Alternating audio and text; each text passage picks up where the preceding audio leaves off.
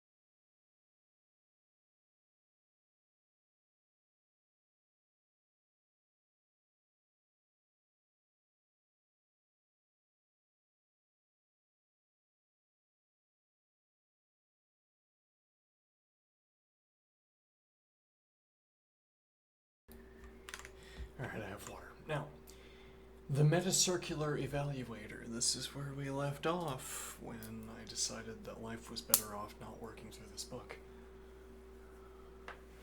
But it's embarrassing to say the part of SICP that I got through, and I don't like being embarrassed. Consequently, the metacircular evaluator. Our evaluator for Lisp will be implemented as a Lisp program. It may seem circular to think about evaluating Lisp programs using an evaluator that is itself implemented in Lisp. However, evaluation is a process, so it is appropriate to describe the evaluation process using Lisp, which, after all, is our tool for describing processes. An evaluator that is written in the same language that it evaluates is said to be metacircular. Why meta? What specifically does the word meta mean here?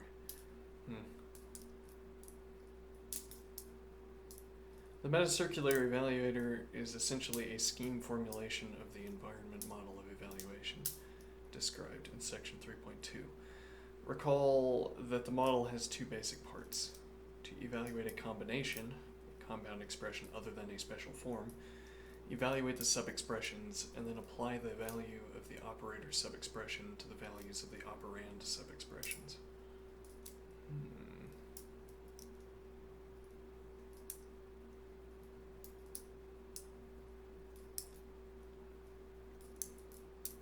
Evaluate the subexpressions and then apply the value of the operator subexpression to the values of the operand.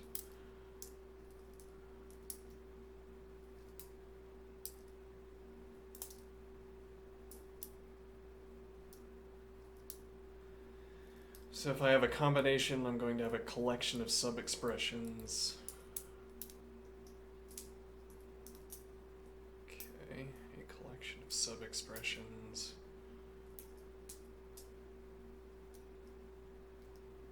One of which will be the operator, the other of which will be the operands. Yeah, so this isn't, nothing is hidden from view in this discussion, in the sense that, properly understood, a combination is an operator with operands.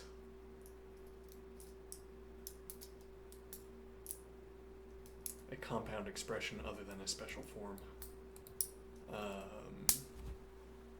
So you're applying an operator to a collection of operands. Well, that point that nothing is hidden from view in this discussion is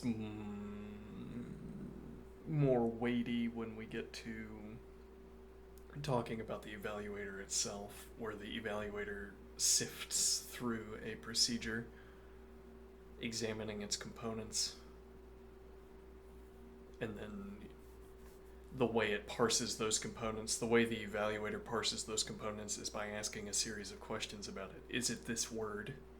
Is it this word? Etc.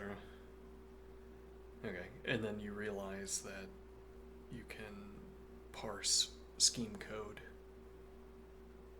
without too many questions. As complicated as a procedure might be, the evaluation of a procedure is a relatively simple process.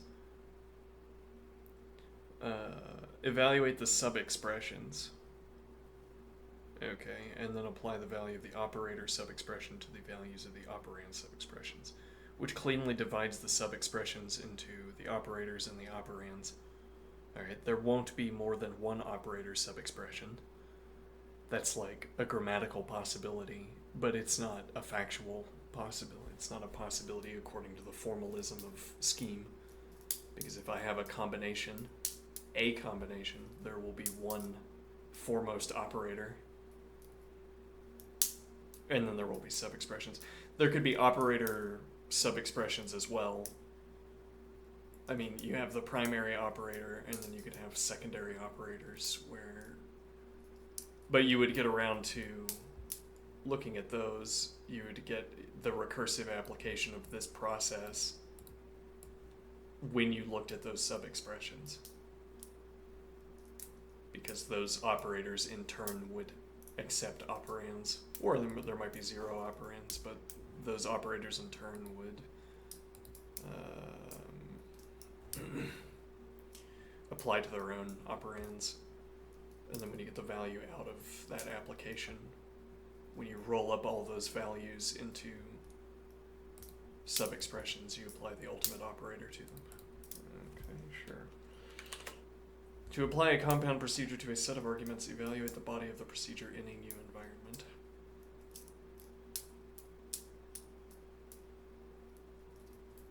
Oh, we have a footnote. Oh, tool for describing processes.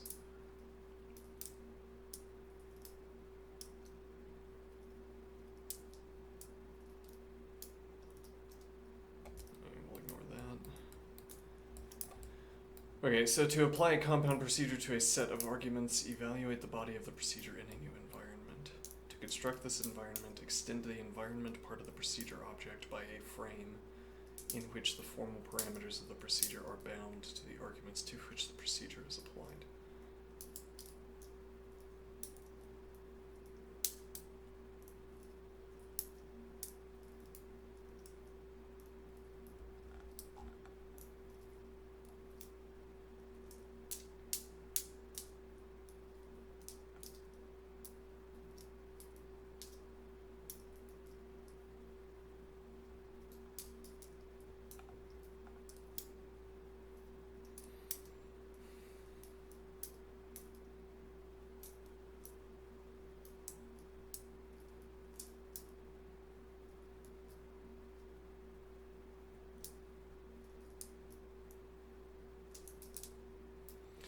The formal parameters in this case would be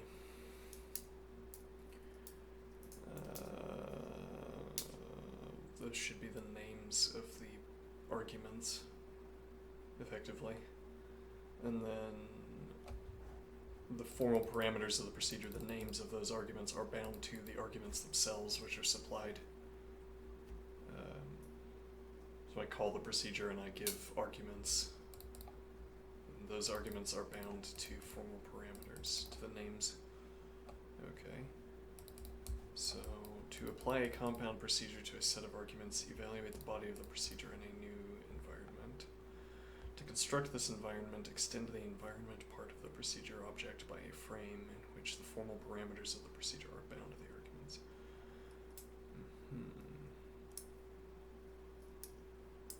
These two rules describe the essence of the evaluation process, a basic cycle in which expressions to be evaluated in environments are reduced to procedures to be applied to arguments.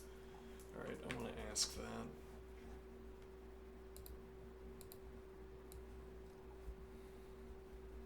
Perhaps we will find out that this book is less horrible with interlocutor assistance.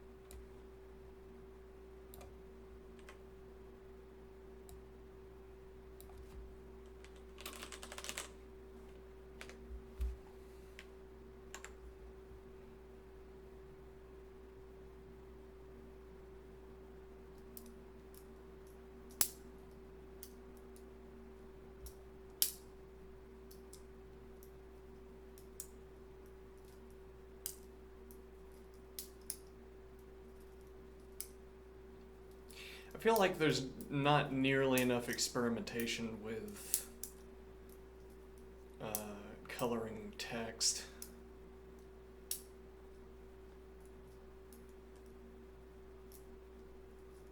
A holdover from the impracticability of coloring text in print media. Like the sole example that comes to mind is in the New Testament. Some versions of the New Testament will use red ink for words that Jesus spoke.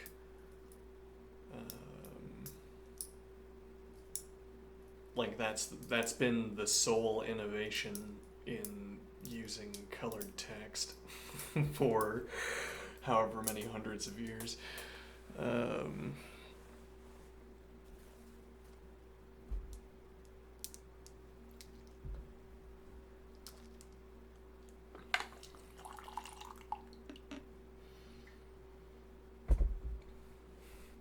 Like just any kind of rule that you could get used to would give you some kind of bearing for the text.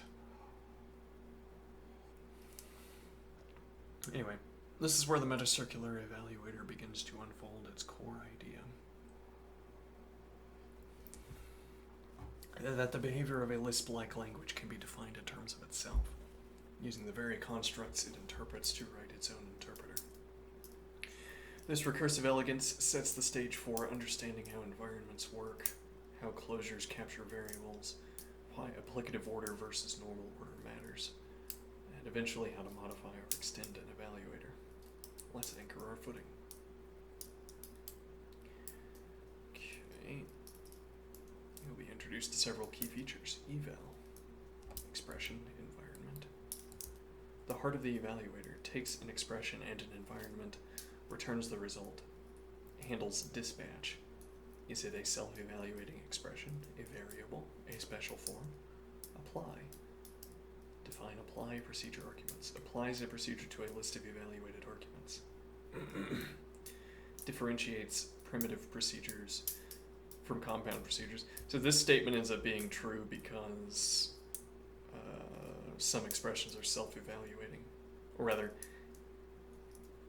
if an argument is not able to be evaluated, it is self-evaluating. So even then it would be evaluated. Differentiates primitive procedures from compound procedures. Okay. Together, these two recursively define how expressions evaluate and how functions apply. As you read, here are good questions to hold. What kind of object is a function in this interpreter? What data does it carry with it? How is that data used later by apply? When a variable is evaluated, what happens in memory? How does the environment chain work? When is something captured and when is it just looked up? If eval and apply are just functions, who evaluates them?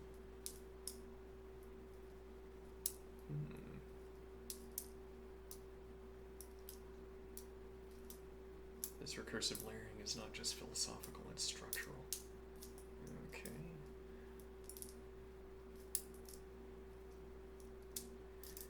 Let's see. So we need... Let's reread this. Okay.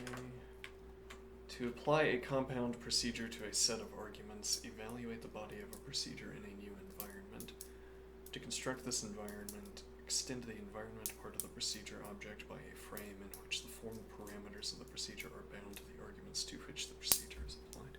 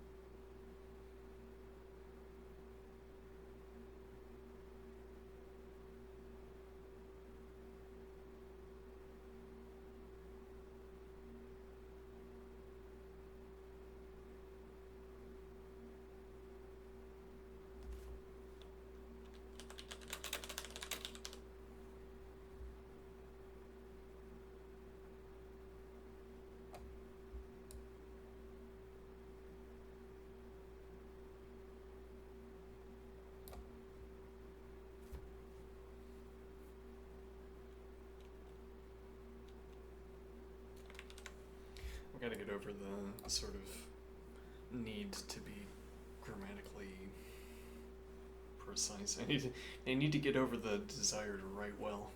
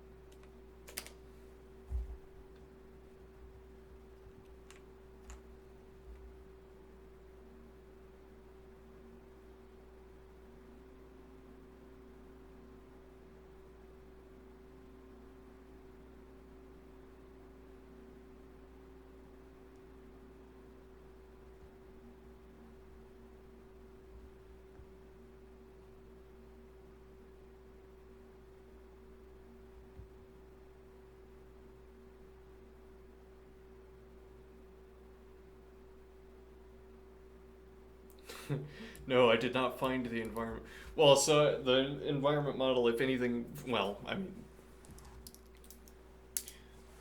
there's the grammatical possibility that the model we have is more complicated than the real thing. But okay, yes, rhetorically, the model is going to be simpler than the actual implementation. Let's see. Let's recall the official story from Chapter 3. An environment is a sequence of frames. Each frame is a mapping from names, symbols to values, objects.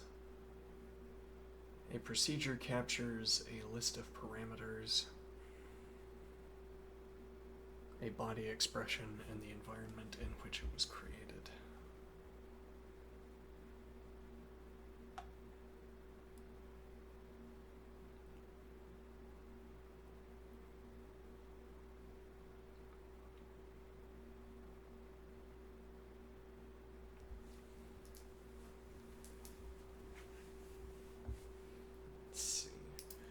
To apply a procedure, make a new frame binding the parameters to the arguments. Chain that frame to the environment stored in the procedure, and evaluate the body in that new chained environment.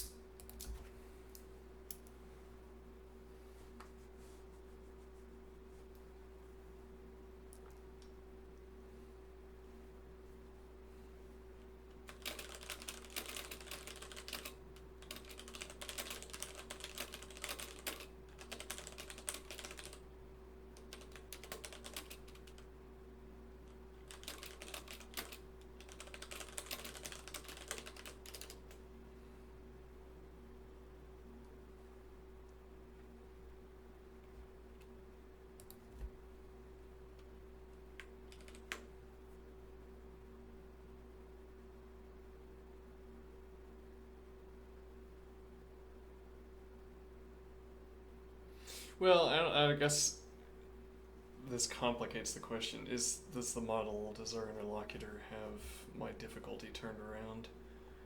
So, when I was working through the environment model, or looking back on how the book handles the environment model, I wonder, why don't you just present the factual implementation?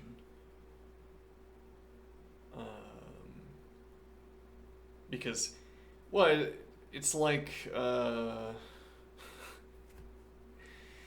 it's like if I had a description of the lean theorem prover, okay, and you had to do lean theorem proving by hand,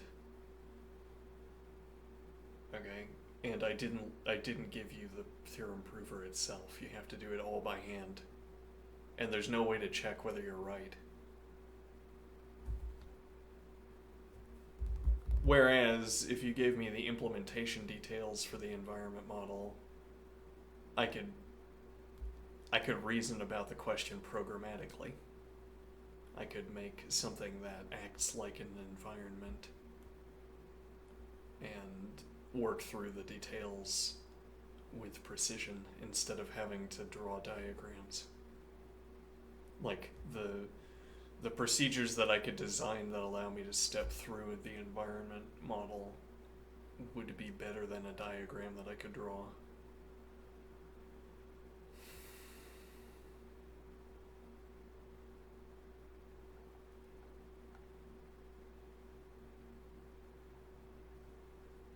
Okay, but if the implementation details talk about memory management, then I'm going to be just as lost because I don't understand. I don't know anything about memory management yet. Haven't learned C.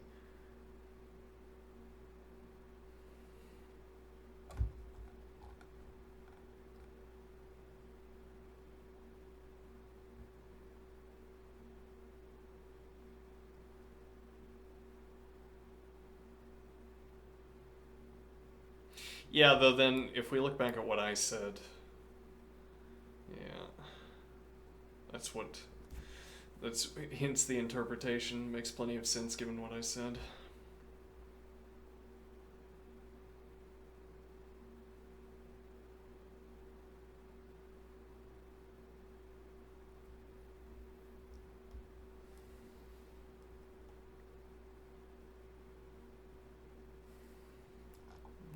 Let's reread through this.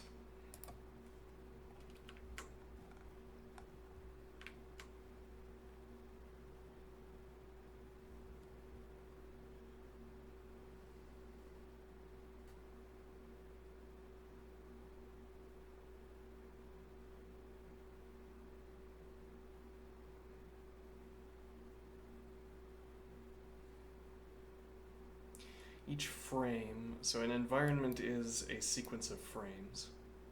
Each frame is a mapping from names to values.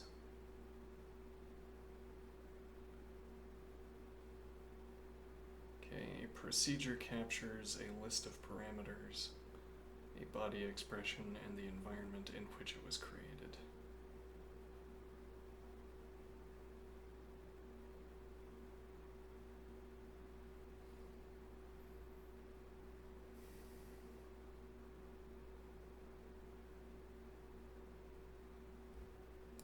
Where, once again, parameters are going to be names of arguments, I think. A body expression, the environment in which it was created.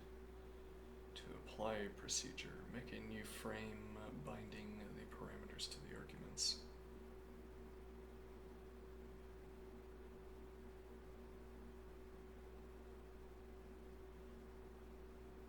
Okay, hence binding parameters to arguments, so we have our parameter names, and then we have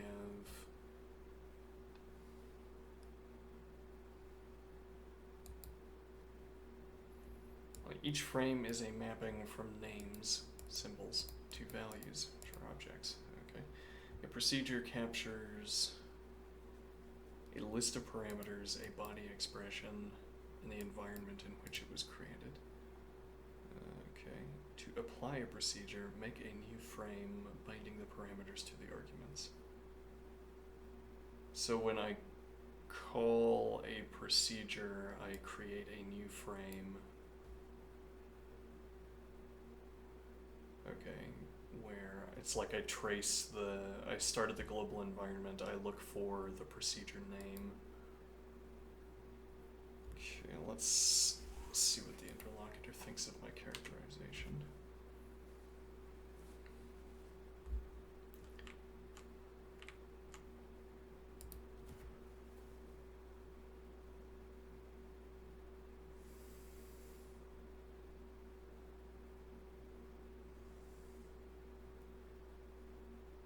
Okay, so a procedure captures a list of parameters.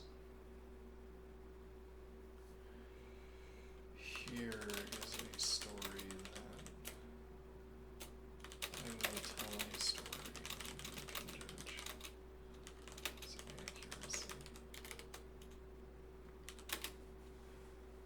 I have a procedure call in hand with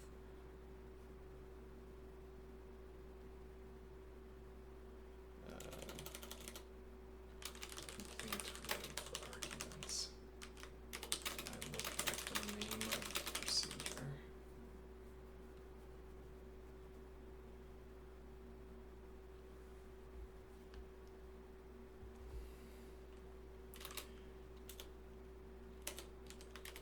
I cycle through layer 0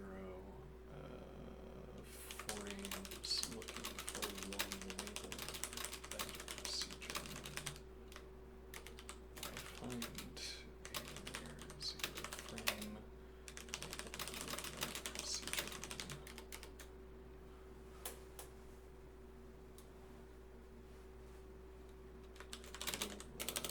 Frame labeled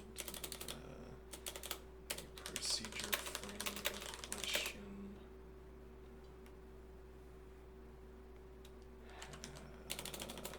has template positions for each of its formal parameters.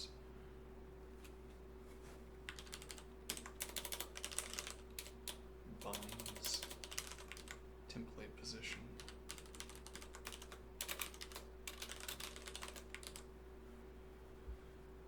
Procedure frame in question binds template positions for each of its formal parameters.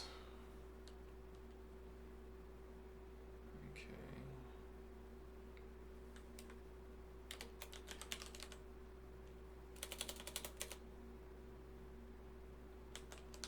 And additionally situates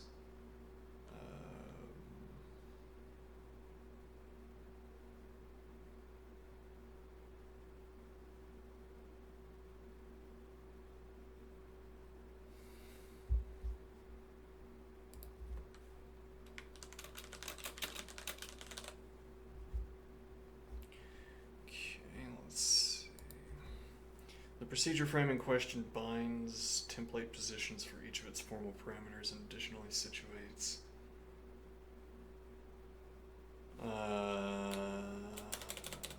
body wherein are situated instances of those formal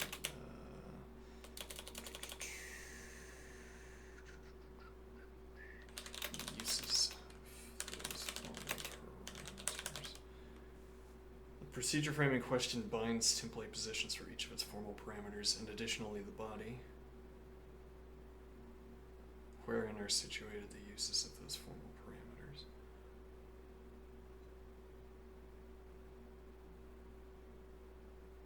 Okay.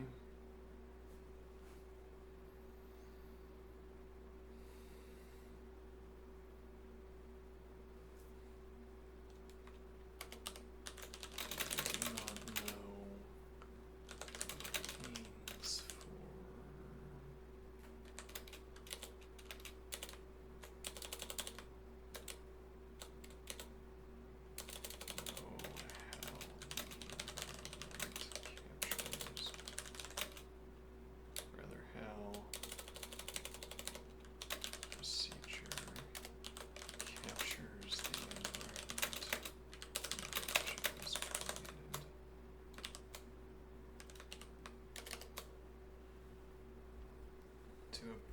apply a procedure, make a new frame binding the parameters to the arguments.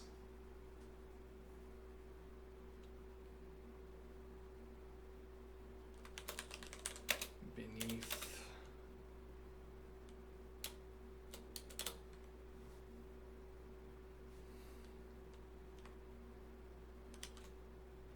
layer 1, below the procedure in question, I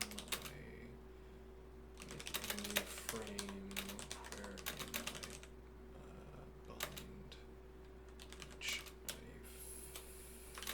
fill in each of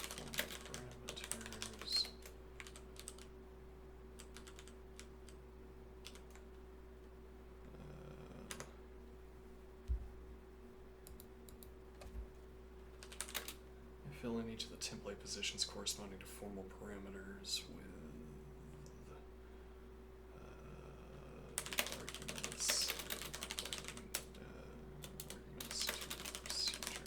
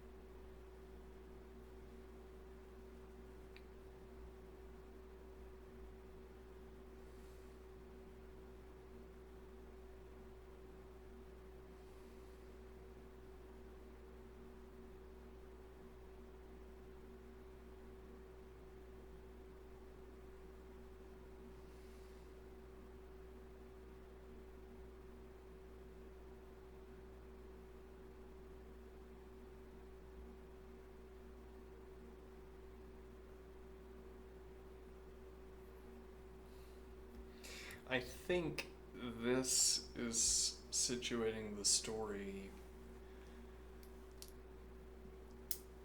that we're at the bottom of this process, which is maybe always correct. What do I mean? Always correct.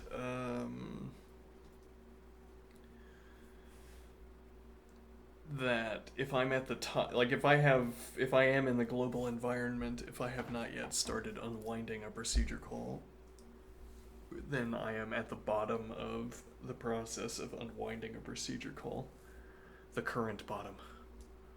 And then as I engage in the unwinding process, I take steps down in the chain of environments.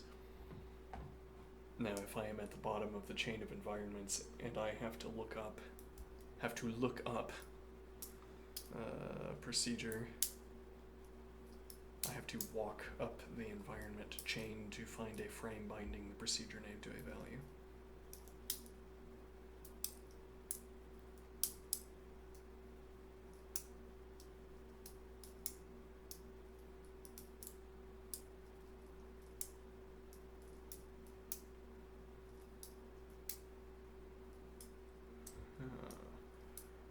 What you're describing is not a frame, but a procedure object, a kind of structured data. A compound procedure object contains a list of formal parameters. A body expression could be a sequence, a pointer to the environment in which it was created. This isn't a frame, it's a value stored in a frame.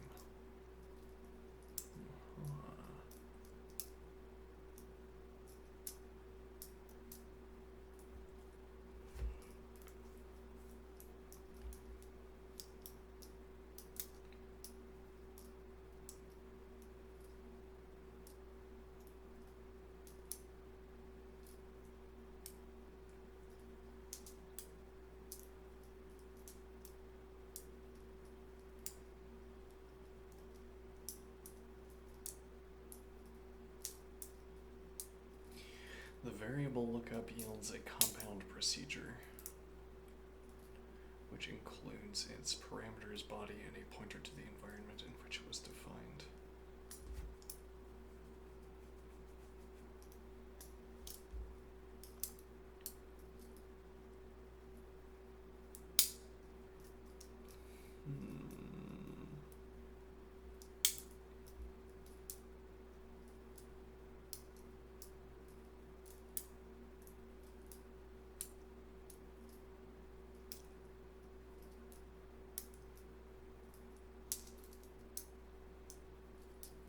A procedure captures its environment by storing a reference to the environment that was current at the time of its definition.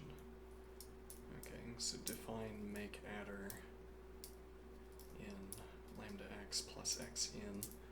The returned lambda remembers the frame that binds in. That frame is pointed to in the closure. Okay.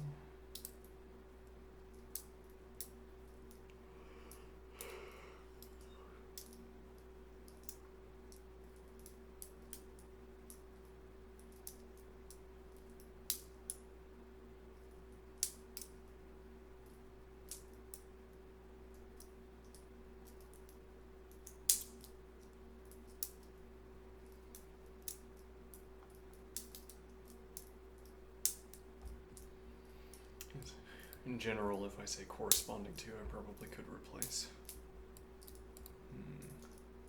It's a way of hedging my bets on whether my terminology is correct. Actually, it's like the use of or,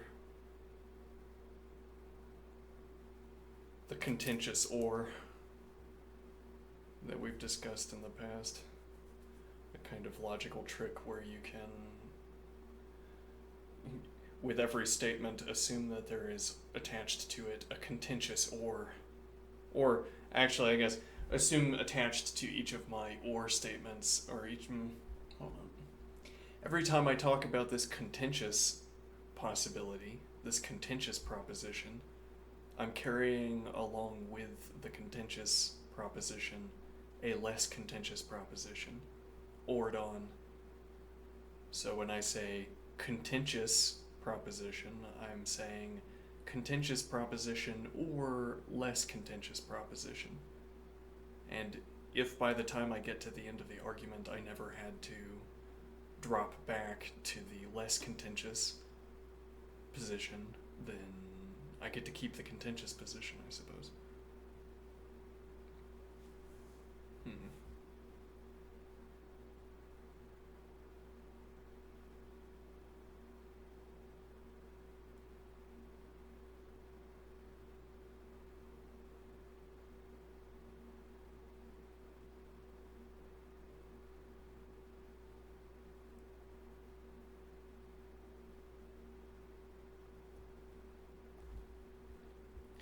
Anyway, what am I saying? Right, so that's why I have, yes, that was distracting.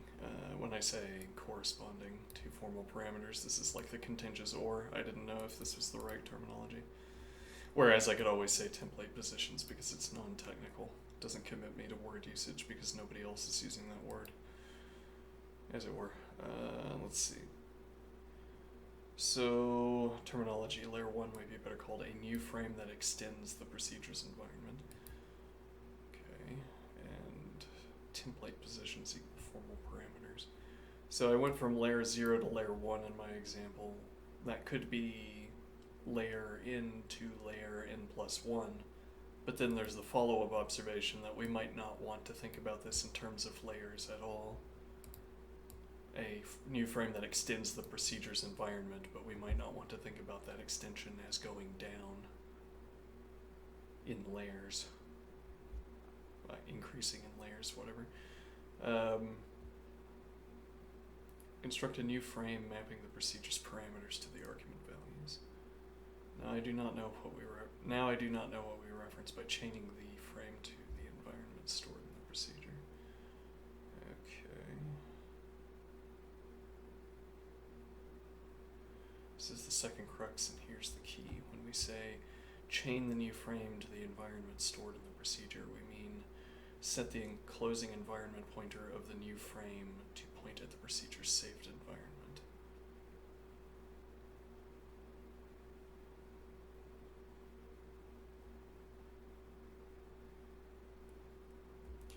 So we get a new environment chain.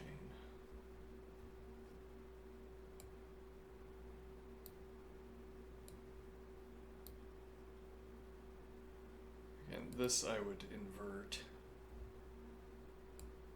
The new frame would be on bottom. Well, because if we had to extend upward again, and again, and again, then we would hit the top of the sheet of paper where we're drawing this. Whereas the sheet of paper can be presumed to be infinite in the downward direction. Let's see, so we have a new frame, parameters to arguments, and then we have the procedure's saved environment, and then we have outer environments. Okay, this means any lookup not found in the top frame parameters will go to the place where the procedure was defined, where it can find any closed over bindings.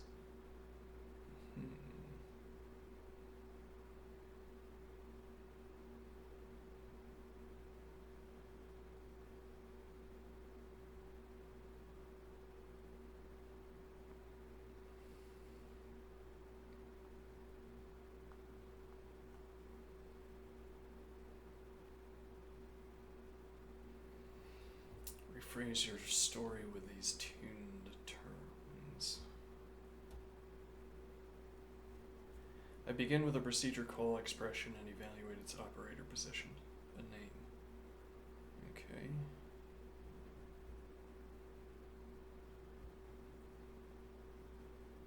Its operator position, which is a name. Because if I'm calling a procedure, I'm calling a named procedure. There should be, I assume there's a word for that kind of observation. Well, it's like if I say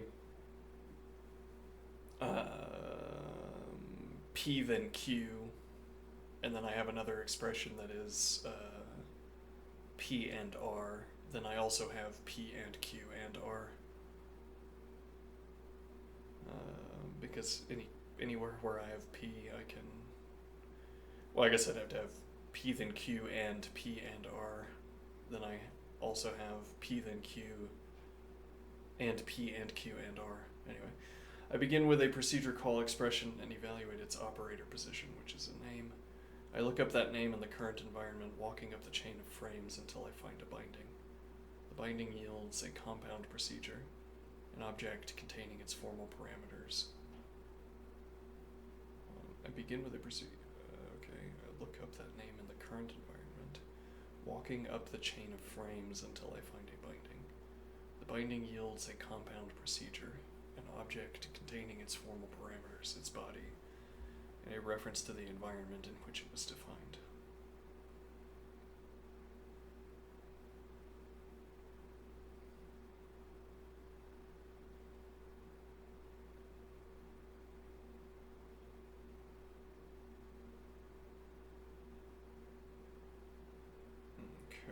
I construct a new frame binding the procedure's parameters to the arguments supplied in the call.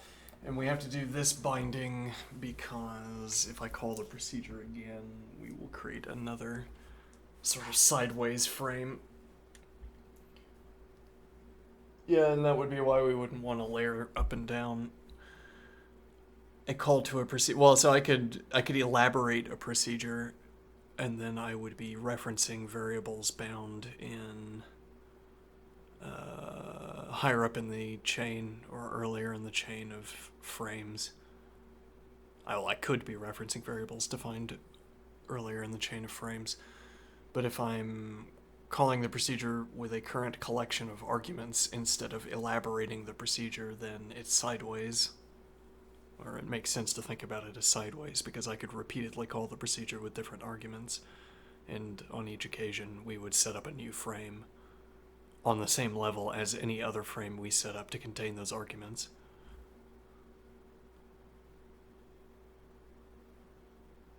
Then, narratively speaking, it's not chaining down because it's chaining to the side, or because chaining down is already occupied by a different story event.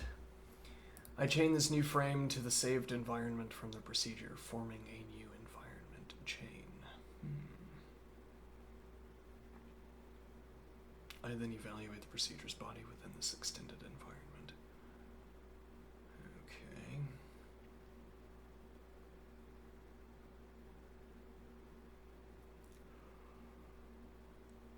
The environment model can feel metaphorical, but it is executable. Literally the structure your interpreter manipulates. You were very close, just needed to untangle the idea of a procedure object, not a frame.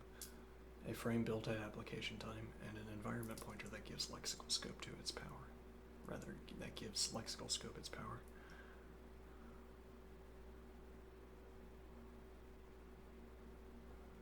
Okay, let's see.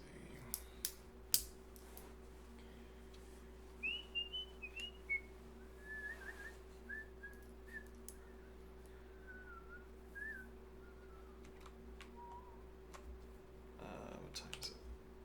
Okay. So we could open up a coding canvas and draw pictures in it.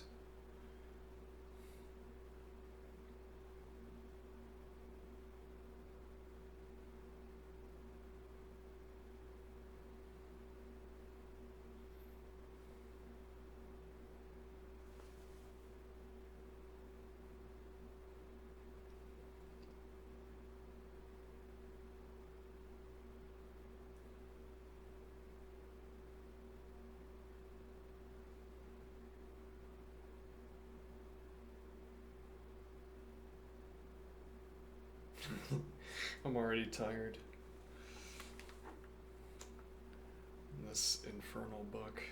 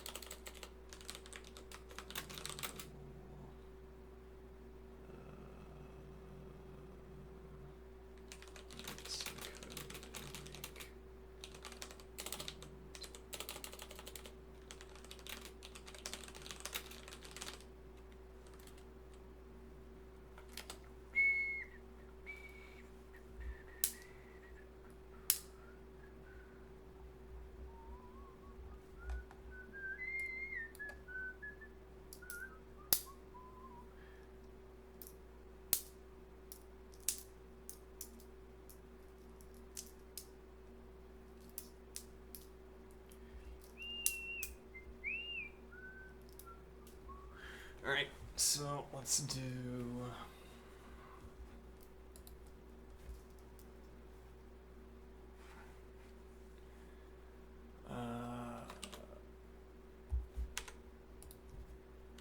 actually, I can code this up and let's do...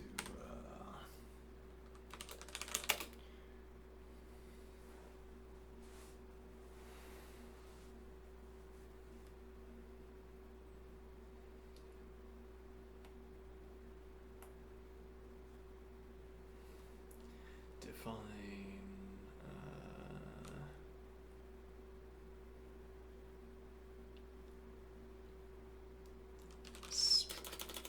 simple function input okay plus input global variable. Okay, actually plus input 5.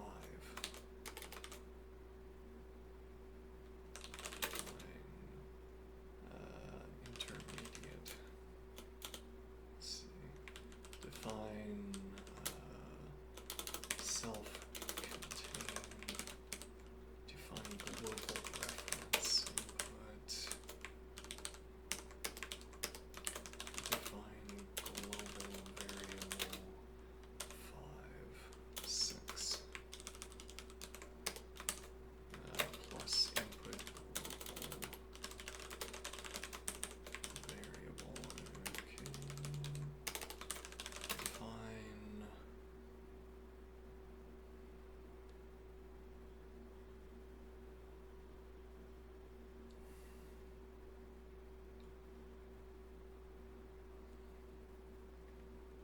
let's see.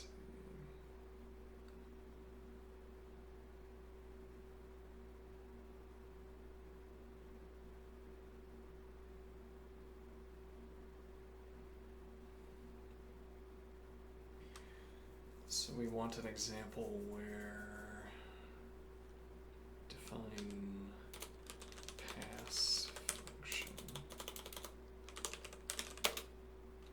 A input and call pass function B with plus input 7. Pass function B input plus input 8. Okay.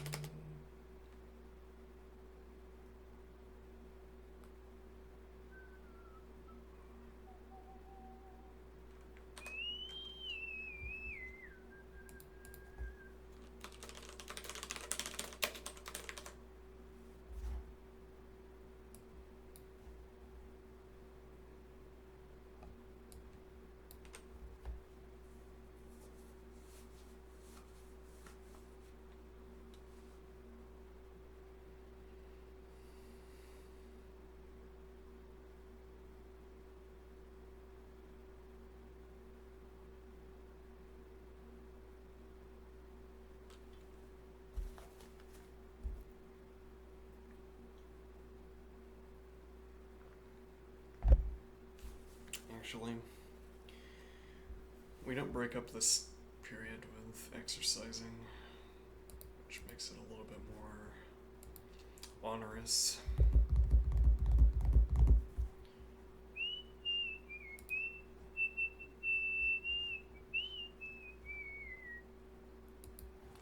Alright, I'll bear back, and then we'll do 10 minutes of exercise.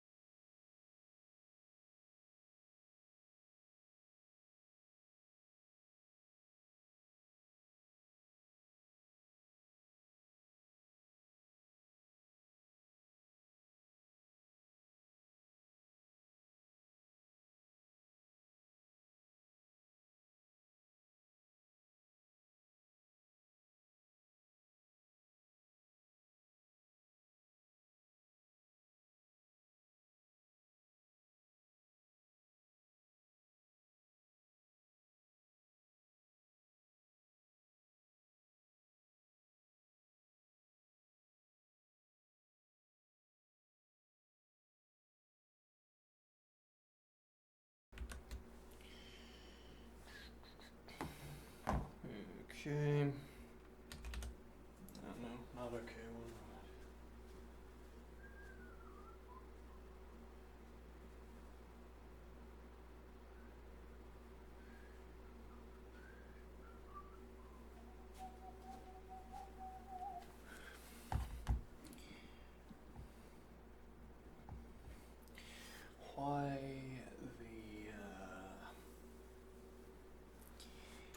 Why the discussion about why would I use the terminology?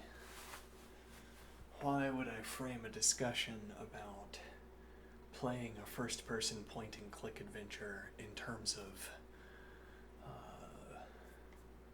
letting Ares into my heart? It's a way of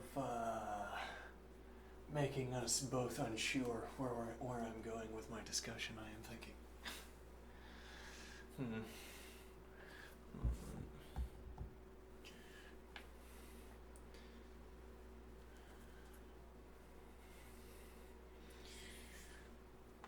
Trying to capture the idea that when I should be forthright. I take performance-enhancing chemicals, namely marijuana. Yeah, when I play. Well, when I want to play host for Ares, when I want to do well. For me, marijuana is like ADHD medication, except that the baseline is not attention deficit, and instead of going from a deficit of attention to normal focus, I go from above average focus, so I suppose, to hyper-focused, intensely focused, wholly bodily and mentally focused. Like my entire body is vibrating into focus, whatever that means. It's kind of a meaningless phrase. It's like I feel, it's like lazy evaluation versus eager evaluation. It's like I flood the channel of inputs, of movement, of anything I do in the game. I flood the channel with inputs so that I can swap out useless inputs for useful inputs.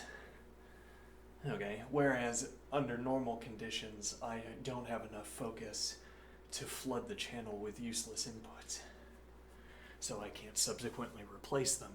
And this is also where I'm getting the idea of the tensing of my arm.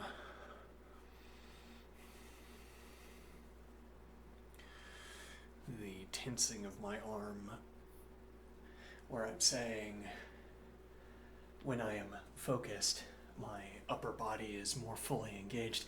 Even my abs are engaged. So much more of my body gets engaged, and the thing is, I don't know how to do that. If I'm not high, it's ersatz at best. I can pretend. I can tense up the arm to no end. This is a similar observation I made years ago about playing the cello, where if I wanted to explain my style of play to a novice, I'd say, all right, other people say you want to be loose. You want to be loosey-goosey with your instrument. No, I say the opposite. You want to be utterly rigid. You want to turn your body into stone. Okay? Every angle is a new sculpture, as it were. Okay, and what is the point here? It's within such a recruitment of muscles that you can make the kinds of decisions that I was making while playing the cello.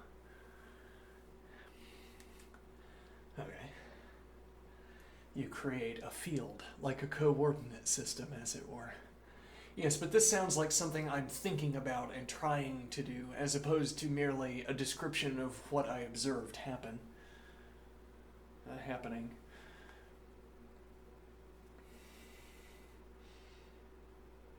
Okay, now what is my point here?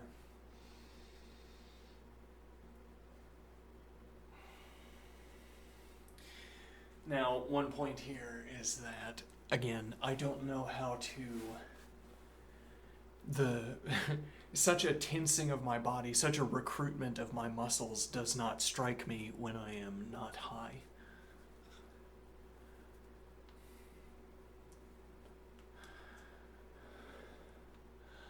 I can't be as engaged. I don't feel anything when I'm playing not high. I don't feel any impulse to play one way or the other. It turns into a rote exercise in just not dying, I guess.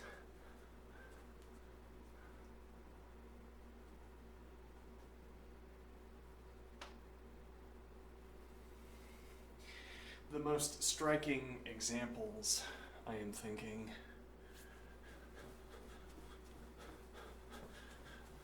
are when I make a mistake. Even when Ares is embodying and so on, yes, I make a mistake. And then as if, well, as I so regularly describe with improvisation, was it a mistake or was it the first in a new sequence? A new sequence for which that action was not a mistake. And that is the most striking example, I think. I make a mistake and I'm already in the midst of sequencing that mistake into an unmistaken sequence. And now the unmistaken sequence might be inferior to what I was already doing, but it's certainly superior to standing there blankly and then dying.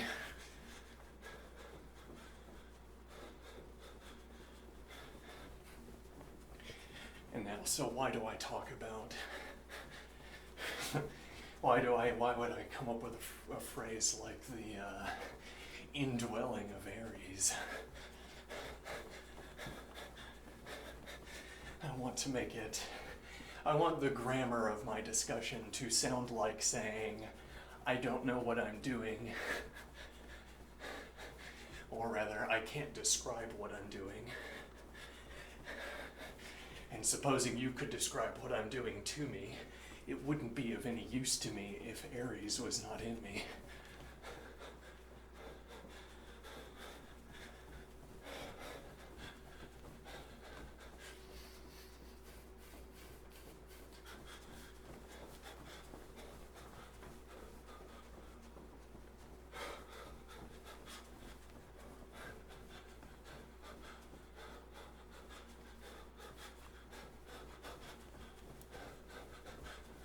So the idea is, well, I can't provide a complete accounting.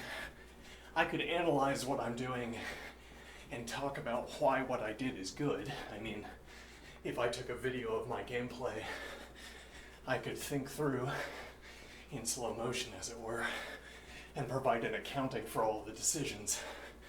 But this is a little bit like saying, if it were faked, as it were, if I were an AI, and my video gaming sessions were actually videos of masters playing, and then you merely populate my body with sensations, I wouldn't tell the difference. Couldn't tell the difference.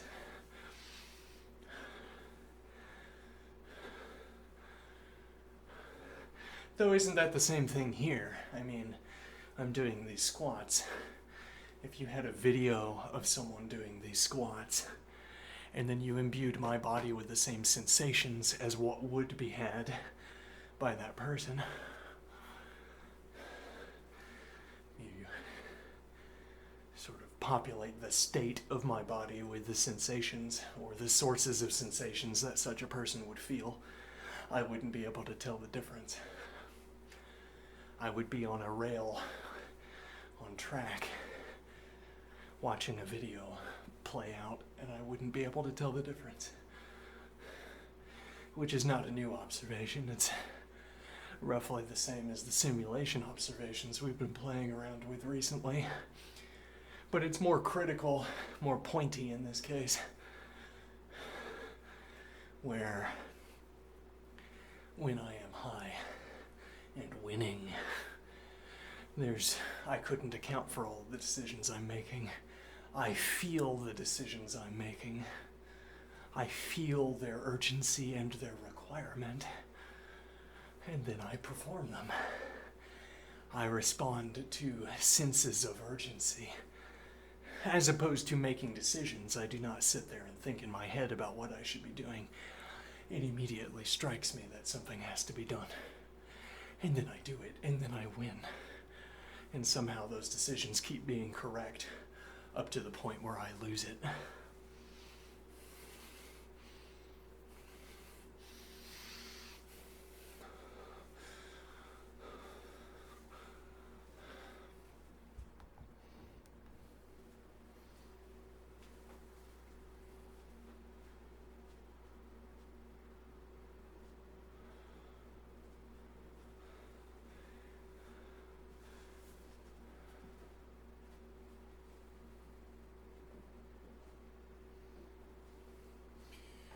Whenever I go off on these kinds of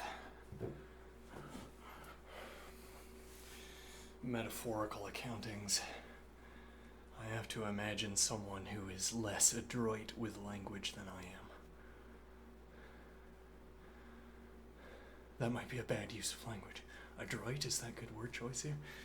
I have to imagine someone who's less facilitatous with language than I am,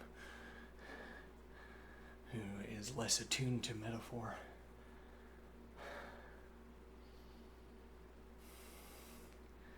What are you saying, that you get your magic or something? Are you talking about wizards? Are you talking about magic? No. No, I'm not.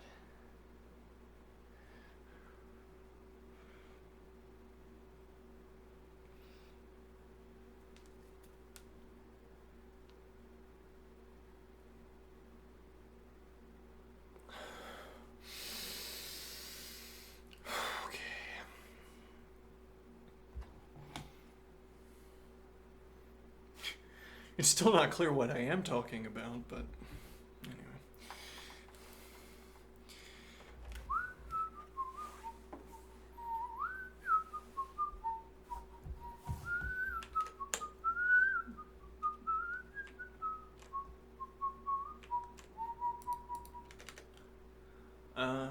Let's see.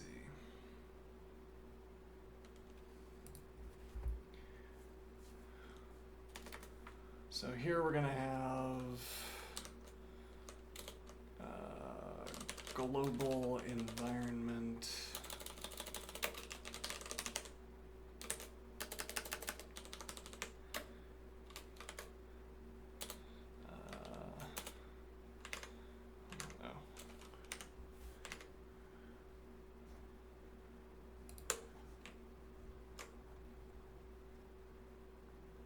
Down arrow. Such a thing exists, and we can copy it from the interlocutor because it must be safe if it's coming from the interlocutor. Let's see.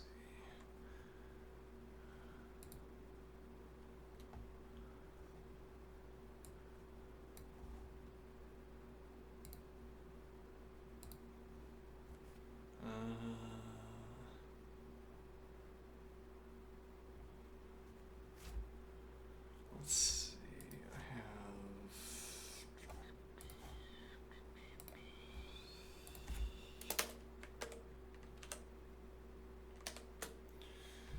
Okay. Disjunction.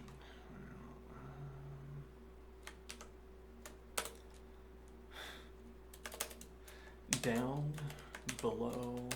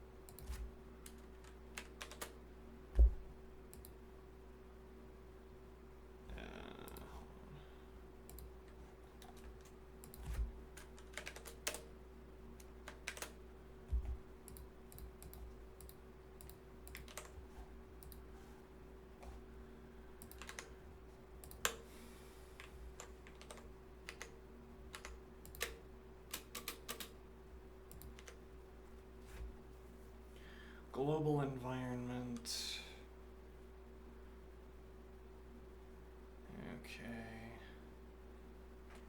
Which contains all the literals, and self-evaluating expressions and primitive operators.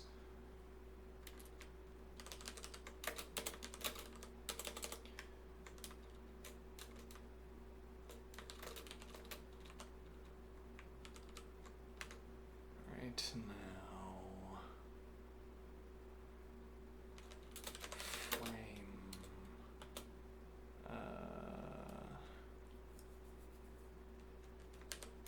self-contained.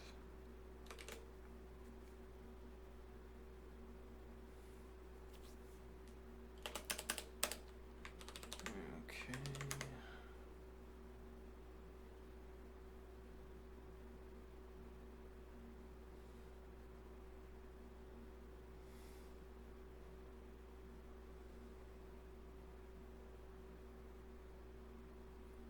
So let's look back at our story here.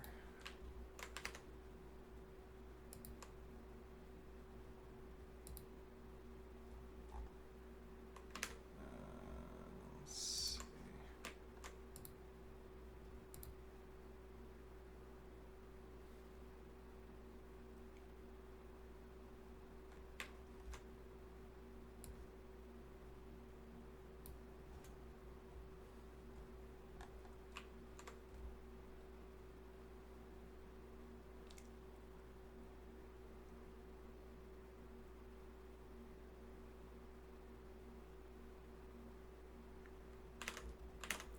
Okay, so we would have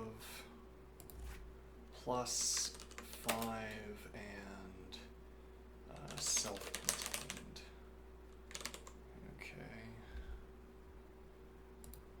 And then we have a frame,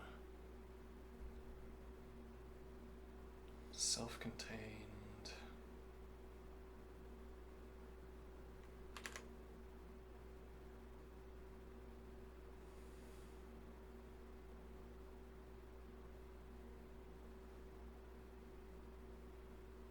Binding yields a compound procedure, an object containing its formal parameters, its body, and a reference to the environment in which it was defined.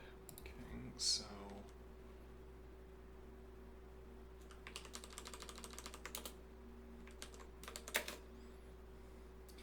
this is going to have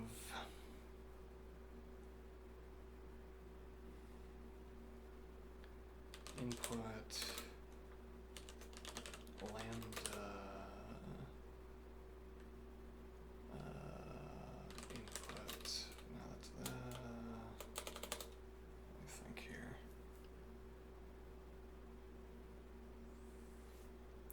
Maybe lambda input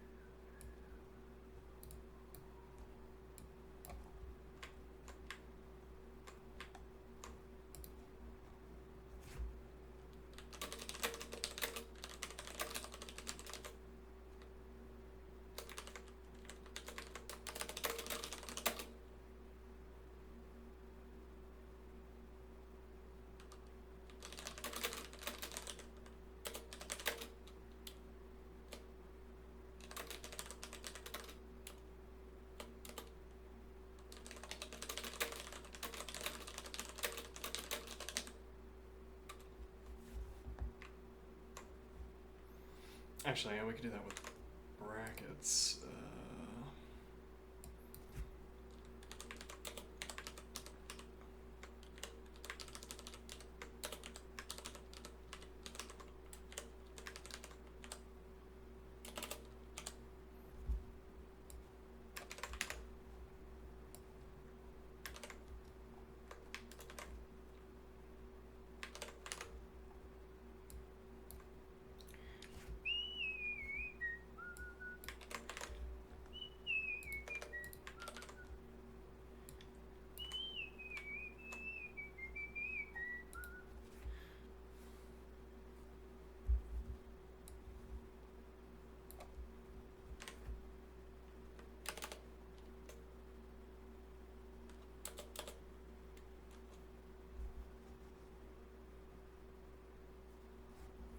Well, let's. Yeah, okay, we can do that.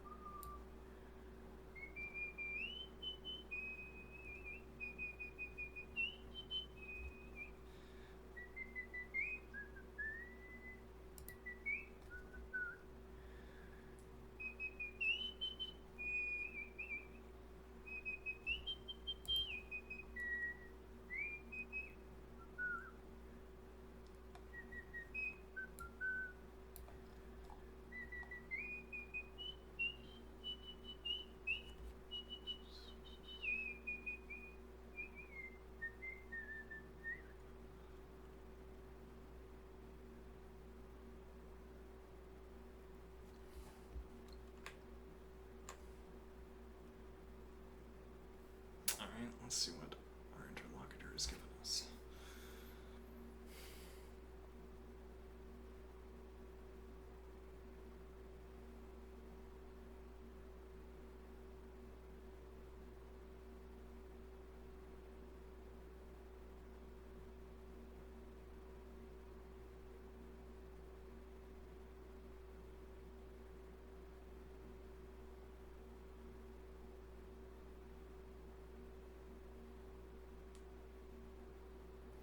Alright, this is apparently the preferred setup. Okay, so we have global environment with +5 and self-contained. Okay. And then we have frame, the self-contained closure. Okay, with parameters input only, body plus input 5, and saved environment, global environment.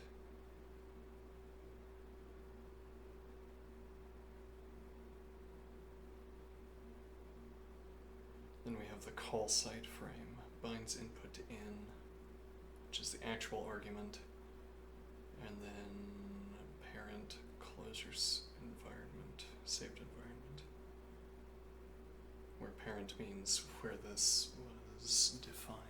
Okay.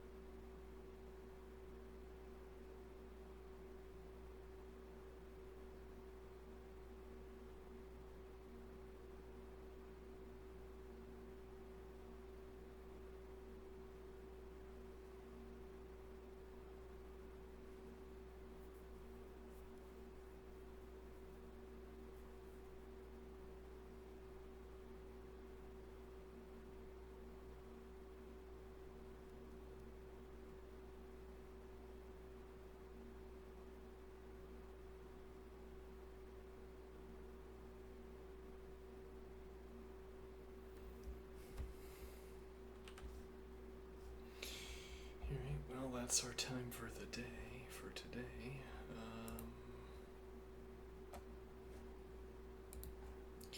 We'll come back to this very position tomorrow.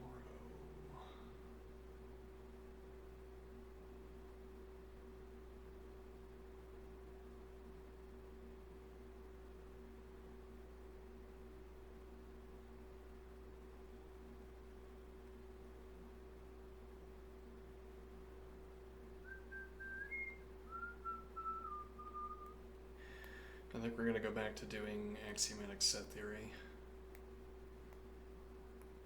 There's a big hole in my life that I've been filling with colored pencils. And then I stopped, and I think those were load-bearing colored pencils.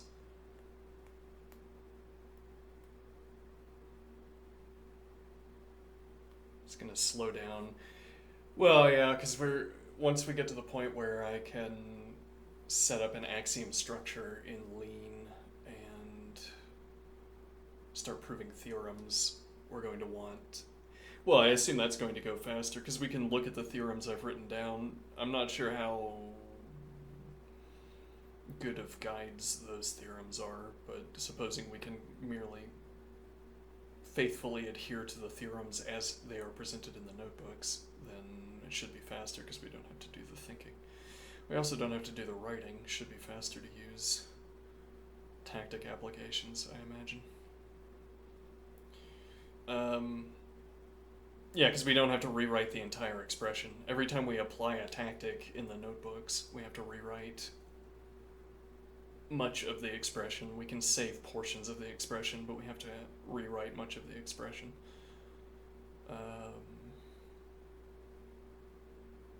What am I getting at with all of this? I am pointing that, let me think here.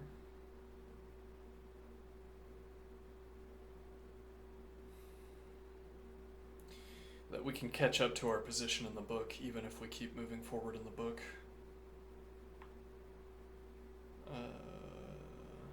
Because we'll be formalizing, leanifying the theorems faster than we're working through them. Yeah, I think that will be the way to do it. Are we giving up calculus? Yes, well, way back in the day, a year and a half ago, I said, I'm going to string calculus. I think, I feel like there's a lot of stress in the air. I feel like students have it rough. I'm gonna do them a solid and work through a calculus book, and then they can watch my videos. And that was naive. I had a naive expectation concerning how quickly I could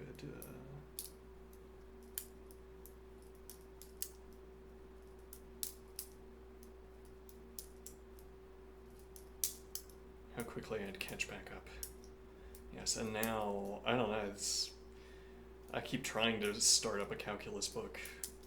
It's not really aligned with my purposes. I only keep trying to start it up because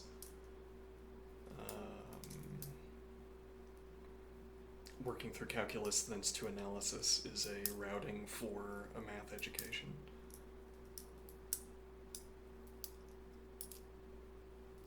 A prescribed routing, as opposed to working on axiomatic set theory before calculus, which is not prescribed, but axiomatic set theory is more in line with our use case, I would say, our current project.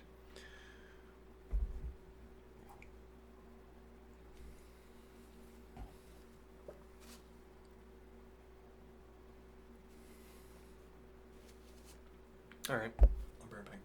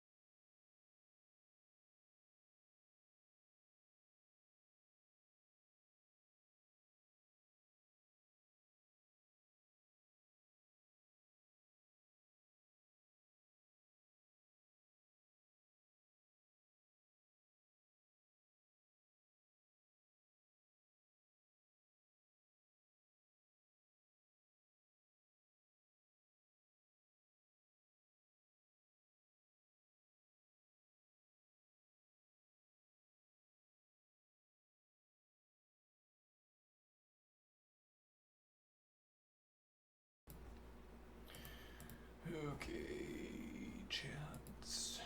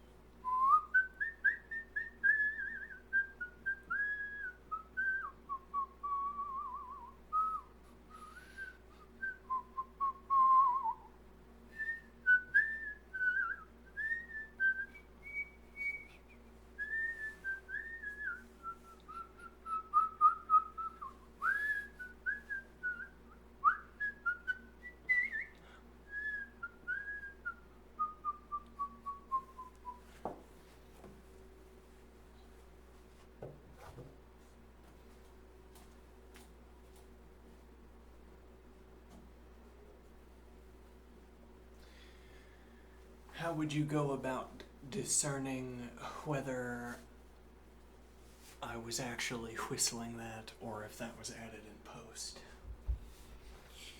What would you do?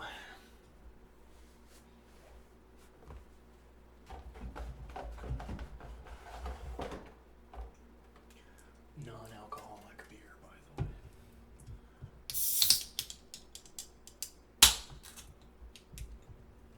I am taking a rare treat.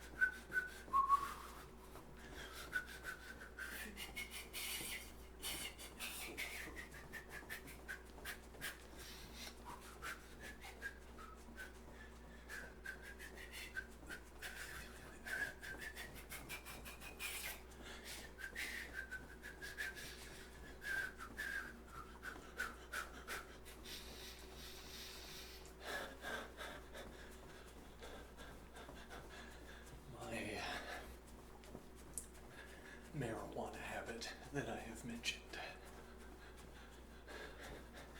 I would hasten to add, I acquired a quarter in January 1st, on January 1st.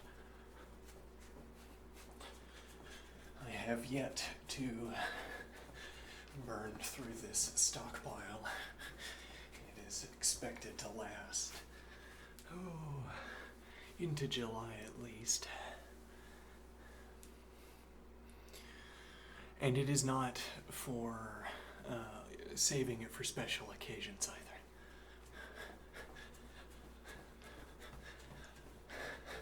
I consume small quantities at a time.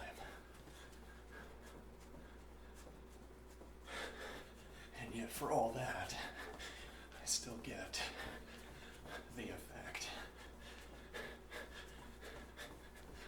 Now,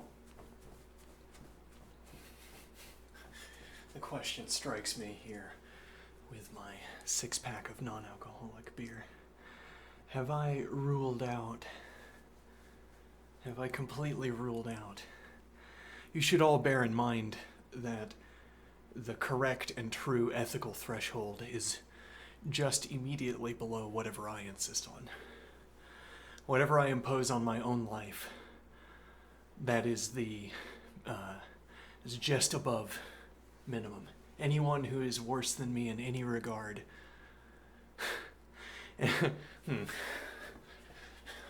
What am I trying to say here? Excess. The golden mean is what I choose by default. And if you do either more or less of any activity than I do, you're doing it wrong. Huh. So it matters a great deal, this question. Am I going to get shit-faced? Because currently I haven't in quite some time. But if I do it, you all get to do it as a treat. Well, no, not as a treat. It would be because the ethical bar has changed positions. The golden mean has changed its position. Coincidentally with my taking one stumbling step to the left or to the right, the golden mean has switched its position.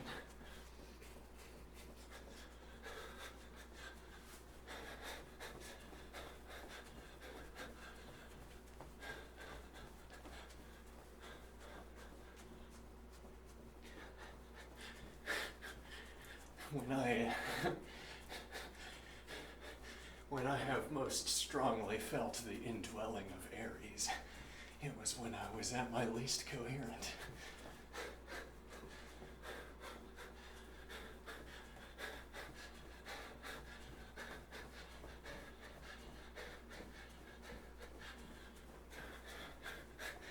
Well, the world rotates its polarity a little bit until all I see is red.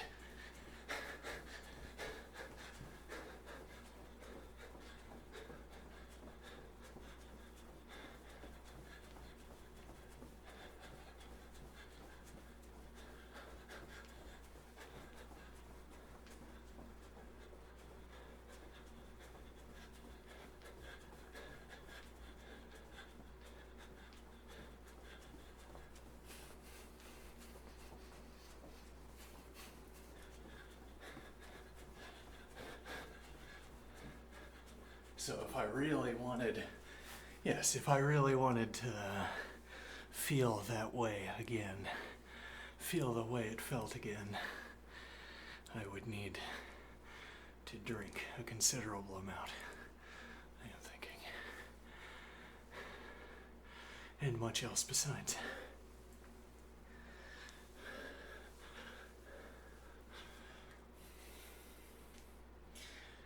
And is that ever going to happen again?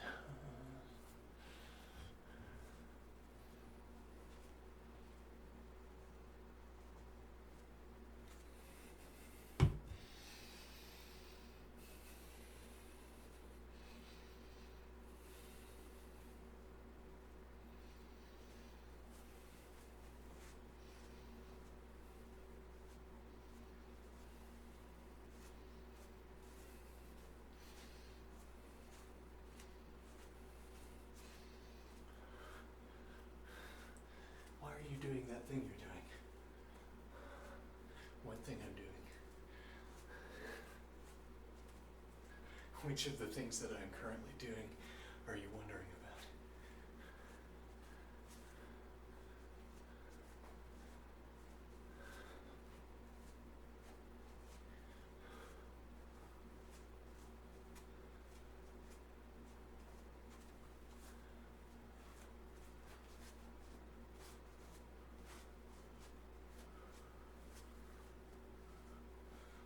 Dizzy there.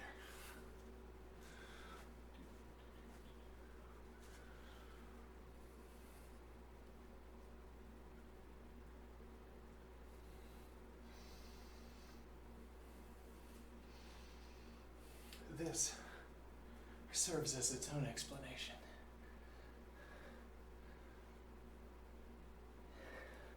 Supposing the muscles strain sufficiently to serve as a symbol of their own activation.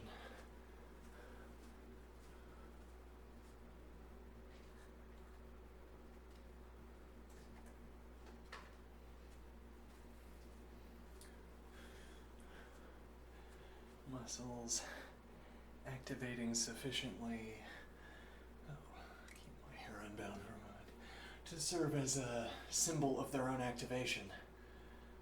What do I mean? Is my arm flexed? No, it's not. How do you know? I have a database of arm states. Oh, a database of arm states. Yes, this is one of the at-rest arm states. If you adopted any other possible arm state, I would have at-rest or not at-rest, or maybe some gradation of values between the two. Oh. So this, that's flexed, yeah.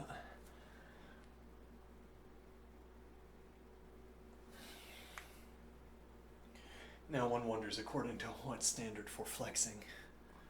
Well, the standard is built into the database. You either have a flexing state over here with a higher value or an unflexing state with a lower value. That's where the flexing is. You might say it's at the boundary even.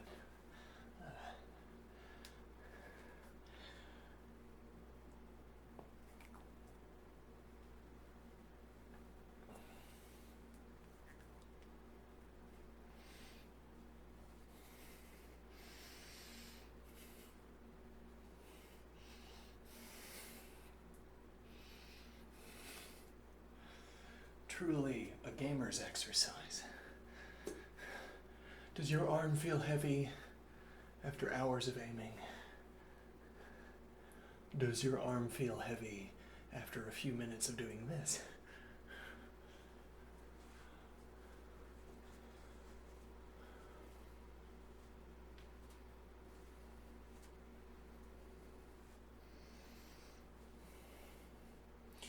I say, this activity is easy to explain.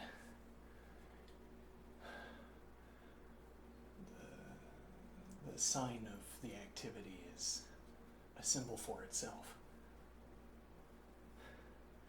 It's like once you name what this symbolizes, flexing. Oh, why would somebody be flexing? Flexing and moving. Oh, that sounds like exercise. Oh.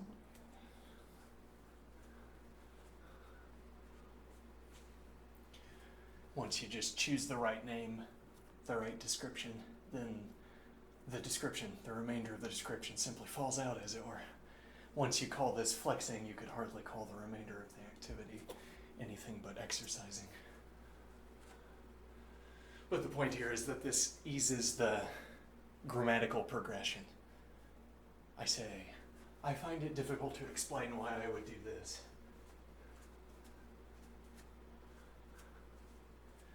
Oh, you say it's ballet, but it isn't.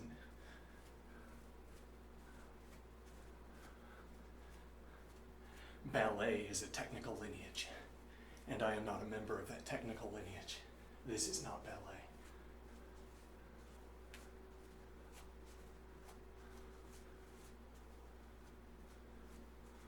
Surely they'd make an exception. I wouldn't know, I haven't asked them. Also, it wasn't my idea to call it ballet. I struggle to explain why I would do this. Well, it's inconvenient that it isn't ballet, because if it was ballet, you'd say, I do this because it's ballet, which might be a little bit unwordy. Might be a little bit too sparing of a description or an explanation, but I could run with it. You do that because it's ballet. So you're practicing ballet. Yeah, I like that. But it's not ballet, no. So difficult to explain. You could say, you're practicing doing whatever this is, but then if I already have access to the statement or the phrase, the description, whatever this is, I wouldn't need to talk about practicing it. I could just say, why am I doing whatever this is? Because it's whatever this is. And we'd already be done. Putting another layer between us and that, and this sort of unnamed activity doesn't spare us this grammatical juncture, this conflict of discussion, of non-interdefinition of our terms. It just moves that non-interdefinition of our terms another step away. I'm doing this to practice this. There's still the undefined this at the core of my definition. Whereas what we would really want is to take a step down instead, or up, but take an additional layered step. And when I go to say this, we find out that there's a definition that says this is a maneuver in ballet, e.g. Whereas we can't take that next step down. So when I say I'm practicing doing this, that's commented out. That word is commented out, this. Now, so if I instead said, this isn't ballet, but it's a different style of dancing. Okay, then we could go back down to that lowest level, and this would be replaceable with an instance of that other style of dancing.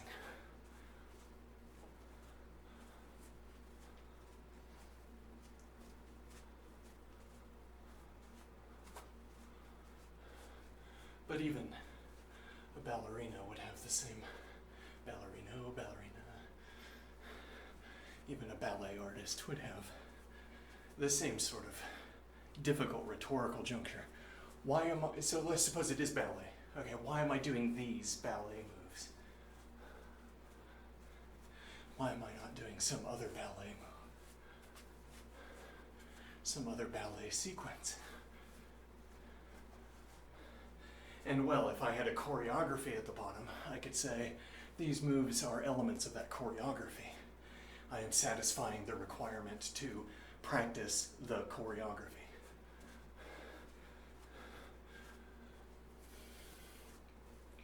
And then however mechanized your description is of practicing a piece, where choreography is instance of piece, however mechanized that mode of description is, that's however mechanized of a description you now have for talking about what it is that I'm doing. I am practicing the dance A choreography. Okay, dance A being the piece.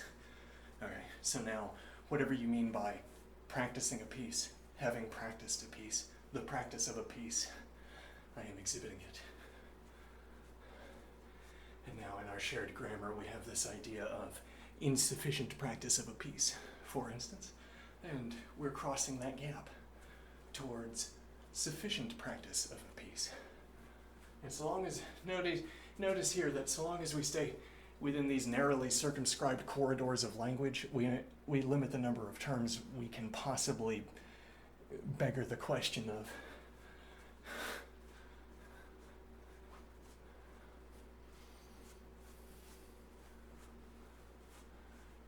Okay, however, we don't have such a corridor of language here because this is an instantaneous practice that I am inventing on the spot. This is not the continuation of a technical lineage. A ballet artist might be able to, a ballet artist would be able to say, this is a little bit like the activity in ballet, but it's not that activity. No, it's not ballet. But it's a little bit like this activity in ballet.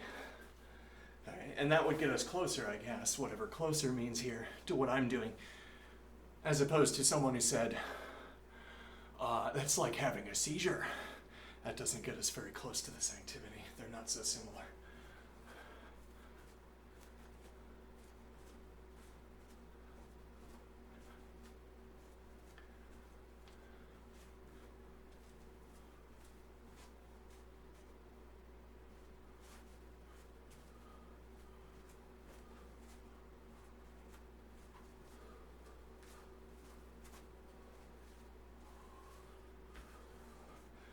And if I said I'm practicing a piece, that lets us drill further down.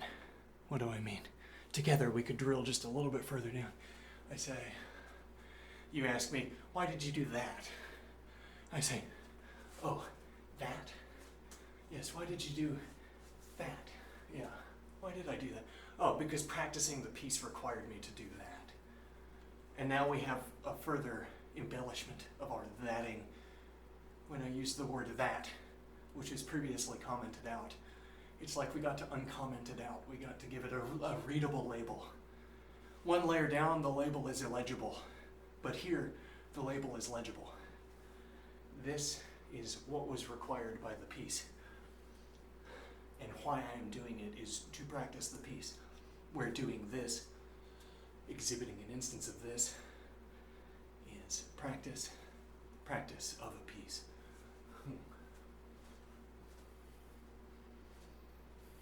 Within the system that tracks such things, doing this fills out a template, fills out a time card for me.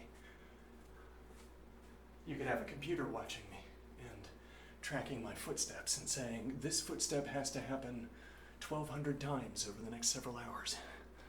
Okay, I'd better start weaving it into my activities. Yes, you'd better, or else we're not going to have adequate practice in. The computer system will flag you as having insufficient practice in our catalog of how many times people had practiced given moves. I see.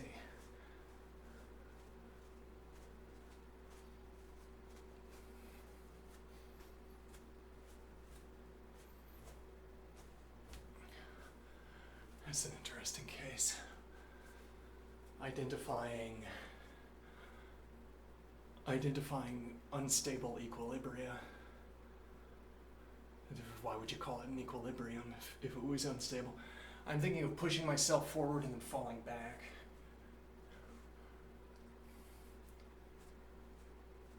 Now I can compose a sequence of movements out of these, even if no one of them is stable.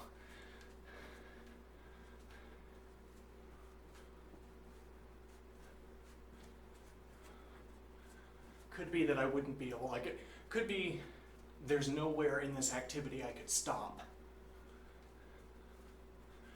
Like if I tried to stop at any given frame, I would fall over, for instance.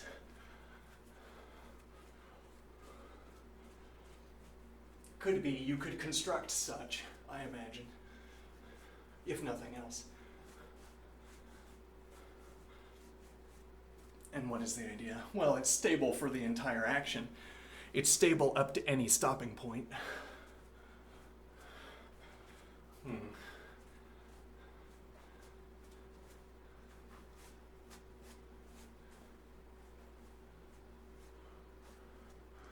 But what I like about this pushing forward and then falling back is that I feel the slowing down and then I feel it in reverse, as it were. I felt the slowing down and then I felt it in reverse.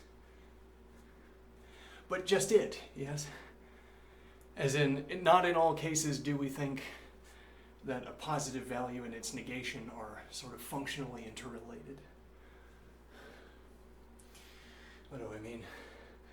I have, let me think here.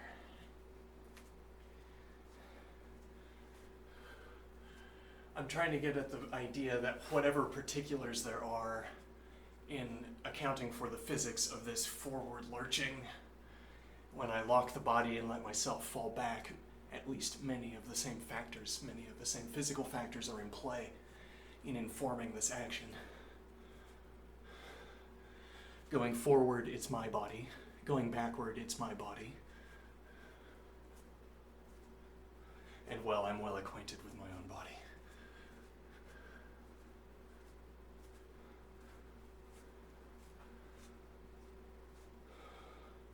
So I get to feel the process moving forward, and then I want to say I get to feel the process running backward. But you'd want to object, it's not the same process. You have two forward running processes displaced in time. Whereas I'm trying to say it's the process running forward in time and then the process running backward in time.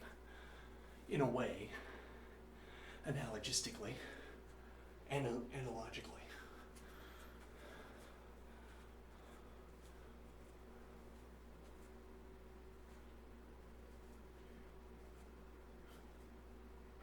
But there's a critical Well, I'm not sure what the relation is. I'm dropping a lot of threads here. So one point is that I can repeat this activity, look at it forward and backward, and then try to stop at the stopping point. I vary my inputs so that the activity is mostly the same.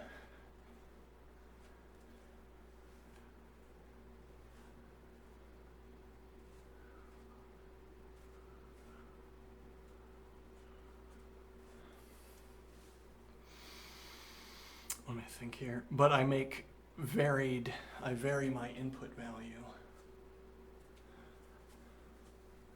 I'm trying to choose an input value that is similar to the previous input values, but different in that as I approach the peak, I don't continue to fall back away from the peak, as opposed merely to getting slower in the fallback or having the fallback take longer to begin. I want to get to that point and then not fall back. Okay. But also I don't want to go forward, for instance.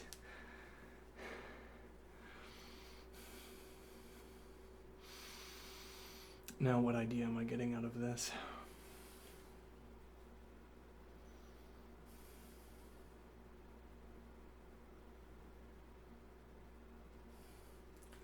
In this zone where I get to see the activity moving forward and the activity moving back,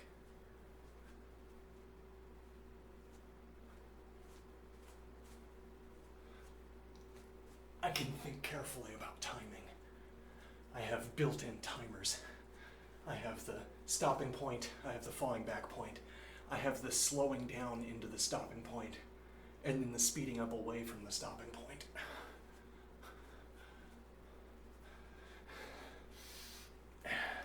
And then I notice, for instance, that adopting a squat carefully can influence the timings on a relevant scale. I mean that I'm still in these forward, stop, backward motions, and my squatting can slow down the approach, slow down the fallback, or speed up the approach, speed up the fallback, in whatever combination is available to me at a given time. And now one point here is that my fallback value, or rather,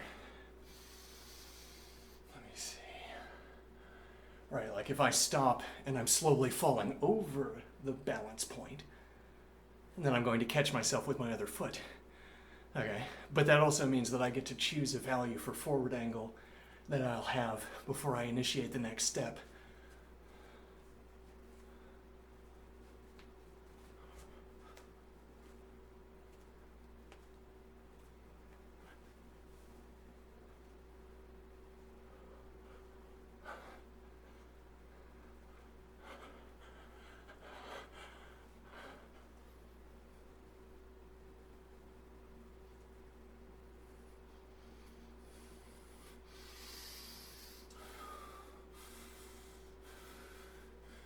Then what is the idea?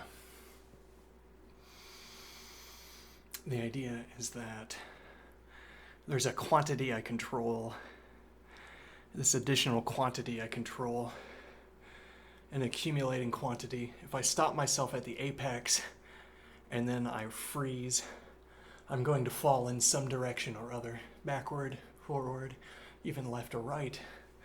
I'm going to fall in some direction. All right, and the timing now with my other foot to stop my fall decides what my angle is before I stop.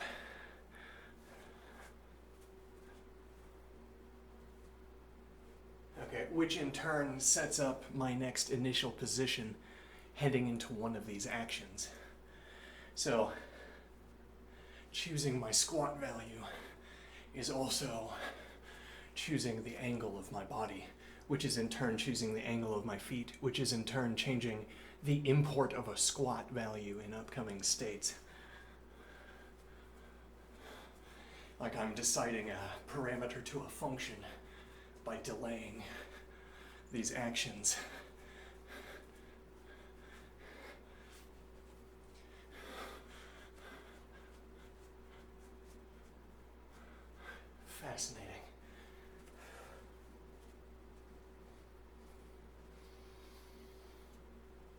It's a little bit like throwing a ball into your other hand and then barely maintaining contact and slowing it down over as long of a range as possible so that you can smear out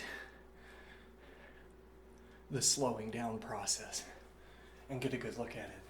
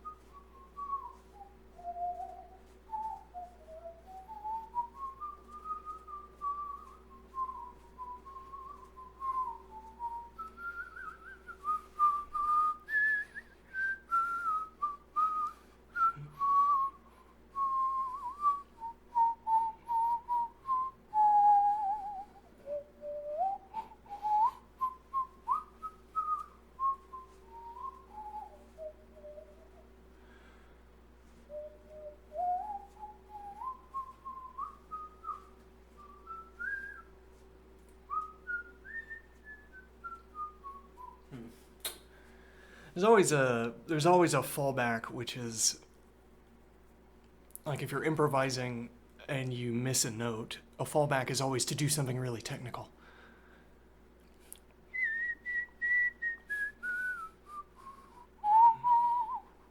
Now that in two senses.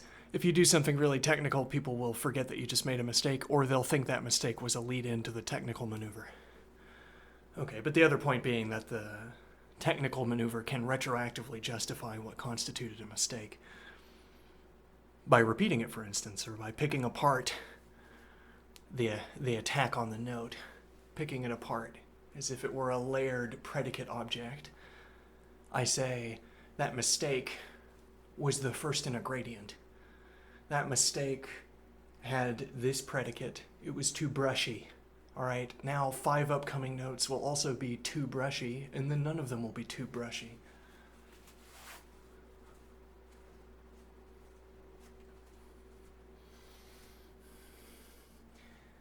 Hence the technique, because technical difficulty is so often associated with playing fast. But if you play fast, you gain access to more notes. And so if you have a description that's satisfied by 5 brushy notes, it's easier to get 5 brushy notes in if you're getting 10 notes in than if you're getting 2 or if you're getting in 5.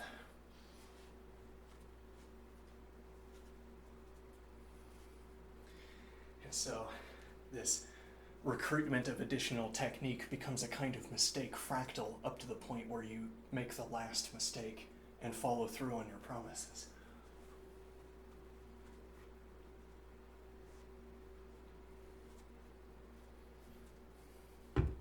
Which in this context means I push a technical argument. I push a technical argument to justify the technical mistake I made earlier. I push an argument to justify a mistake I made, okay?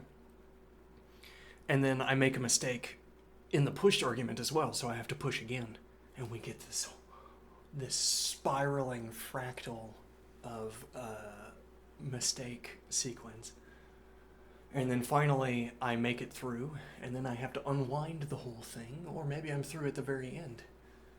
And then I say, yep, that was 1 brushy note, followed by 5 brushy notes, followed by 21 brushy notes, followed by 46 brushy notes, then interspersed with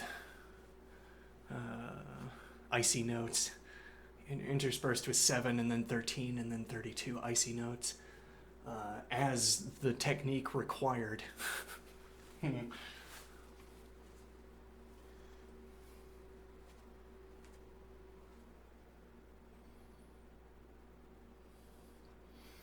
Or you only have to go 1 layer deep. You make a mistake, and then you play the 5 brushy, 5 icy notes in their distribution as demanded by technique. You don't make a mistake in that process, and then you move on with the improvisation.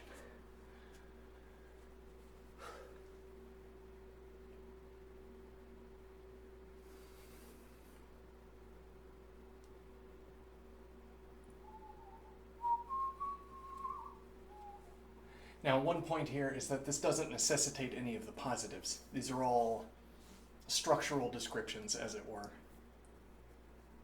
These structural descriptions don't fill in the particulars. So I say, I make a mistake, and then I say, no, I didn't. I started a new sequence.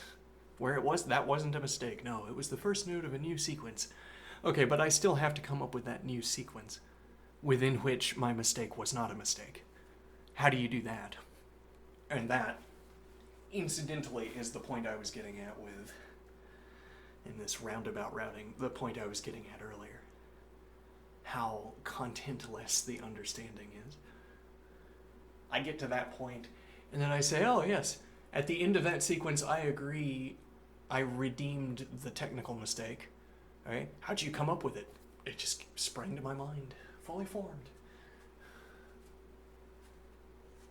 Because we hit that level of description, and then there is none deeper. It's commented out. It's a whirlwind of sensations. Why did I play that way? Because that's the bodily movements that corresponded to feeling the way I felt. Both literally in that those bodily motions are determining what feelings I'm receiving, but also in that I moved based on feeling alone. I felt an urge, and then I acted.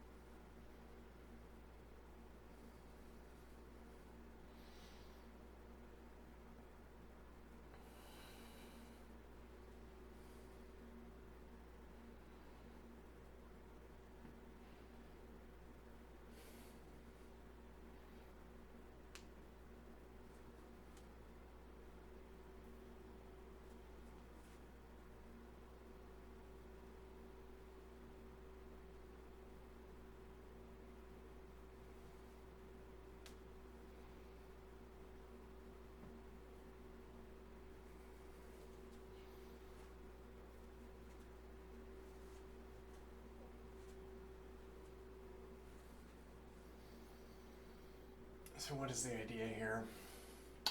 That last layer, I don't know how to penetrate it without chemicals. How unfortunate. And so to that extent, to me, it's like, at that layer, I could be a computer. And the question is, how much electricity am I burning through?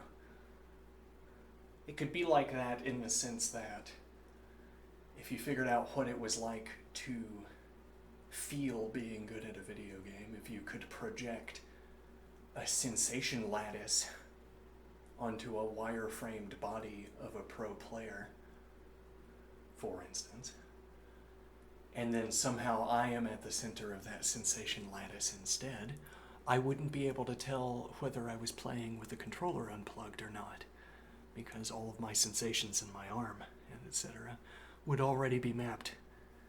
I'd be choosing them in a sense. I'd feel like I was choosing them. But I guess what I want to say is that I wouldn't fret about this kind of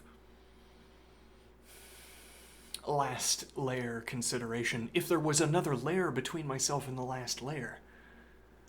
What do I mean? I mean that I'm playing the first-person point-and-click adventure, and I'm seeing red. I'm just seeing red everywhere. And I just see red, and then I see victory. It's like that insofar as there's no thinking going on behind it. There's no verbal thinking. There's no word-based thinking going on behind it. But this, we were talking more critically, we were talking here about the last layer. Okay, like I could describe why I'm making my choices up to a point, and then I make a mistake, and now I can no longer describe why I made my choice. If I had a nice narrative for how a fight was unfolding, and I'm not making mistakes, I can use the narrative for how the fight is unfolding as a lattice, as a scaffold, for my descriptions about my decisions. I can always reference the scaffolding to say, I made this decision because of this state of the lattice. I read the lattice, okay, and I said, in such a lattice state, I'm supposed to do such and so. All right, and now you point at the frame where I made a mistake, and what can I say about that? You didn't choose that because it was the correct response to the current lattice state. No, I didn't. It was a mistake. But then I say, no, you know what? No, it wasn't a mistake. Allow me real quick to construct the sequence within which this was not a mistake, but instead was perfect play. Okay, but how do I do that last step? I feel it. I can recall it. And I just feel my way through it. Feels good. Seeing red everywhere. Now, what is the idea? That last layer of experience, how does it get constructed? How does it get selected for? And well, if I did this often enough, if I saw red often enough, I would start seeing blue. I would start seeing orange. I mean, if I saw red often enough, where saw red is a stand-in for winning really hard, okay? If I saw red more often, then I could take a step back, and instead of being consumed wholly by the experience, I could watch myself be consumed wholly by the experience, and start to construct the next layer of the lattice that I would use to justify my grammar in describing my actions.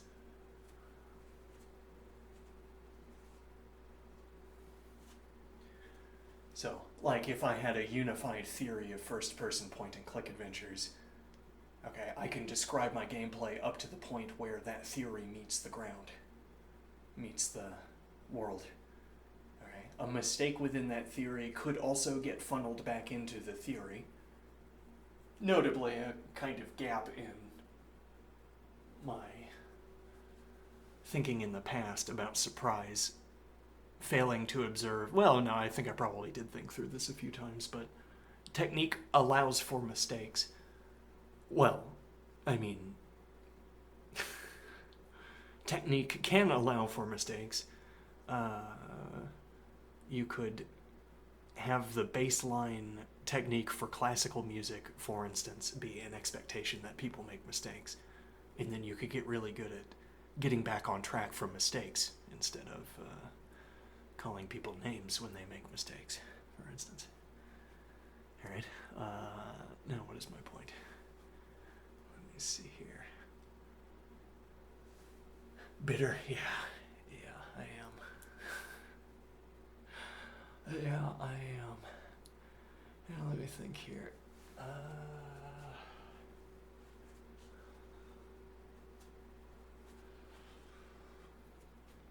Right, technique can account for the fact that people make mistakes.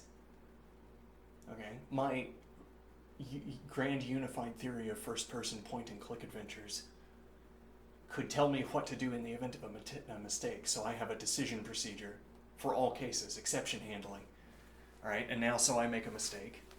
Okay, and you say, why did you do what you did there? And I say, oh, that frame, and also the next 5 frames, 6 frames, 3 frames, 10 frames, 2 frames, 0 frames. In the next 0 frames, that frame and the next 5 frames are mistakes. All right. Well, the first frame is a mistake. The next 5 frames are my persisting in error, as it were. And what does persisting in error mean here? Well, I make a mistake, but I have follow-through. Okay, so I took 1 too many steps forward, and then I took 3 too many steps forward because I'd already queued up the next 2 steps. Okay, so I'm continuing through with inputs that I chose when I had one understanding of the state of the world, and I'm playing them forward into what I now know is a different state of the world from what I knew it to be. Okay.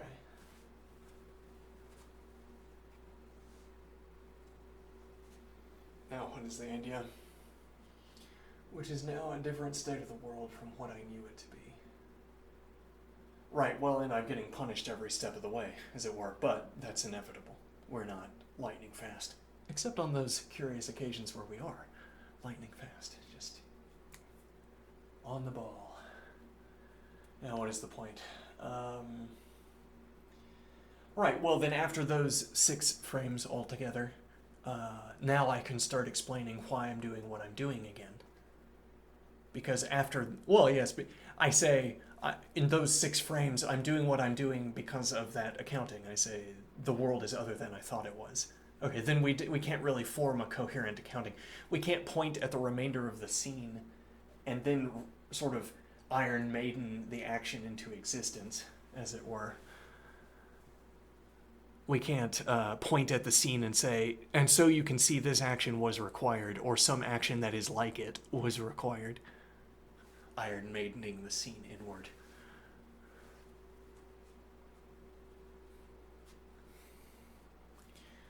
And then what is the idea? Right, so we can't point at the scene, cite facts, feed the facts into functions and have them designate this coordinate position. If we do that, we might still get success for some of those reasons for pointing towards this position, but we're not going to get success for all of them, or else this wouldn't have been a mistake. So at least one something I can point at in the environment points back at me and calls this an error.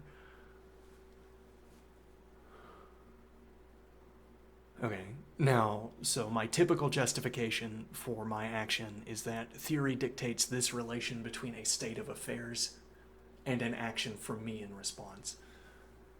Okay, I can't rely on that justification because it is not the case. Because that specifically corresponds to everything being black, as it were, instead of red. Everything is black, and what that practically means is that nothing I'm doing is a mistake. Okay, which by extension mechanically means that if I point at any object in the scene and I run it through my theory, it's going to point back into my position. It might also point at a different position as well. Say there's a sniper in the scene, okay, and I'm behind cover. Now there's a line that points, that carries through from the sniper to my position and says, yes, this adequately accounts for the positioning of the sniper. Whether or not I know that or not. Rather, whether or not I know that. And now if I'm exposed, then I have red, much like I have, and this is a different usage for red in this case. Orange, sure. I have teal, okay. And teal lines extend from the sniper to all positions that are within vision of the sniper, for instance. Okay. And now, so I'm saying the sniper, except generalized, any object in the scene where you can draw an arrow and have a functional relationship. Now, conveniently, the sniper's functional relationship follows a straight line already, which makes it easy to use this straight line semantics, whereas not every effect has a straight line, so drawing a straight line from an opponent to me, when their attack curves, for instance, that straight line is not useful for accounting for this curving effect. So the geometry doesn't line up with, the geometry of our sort of discussion frame doesn't line up with the geometry of our function, as it were.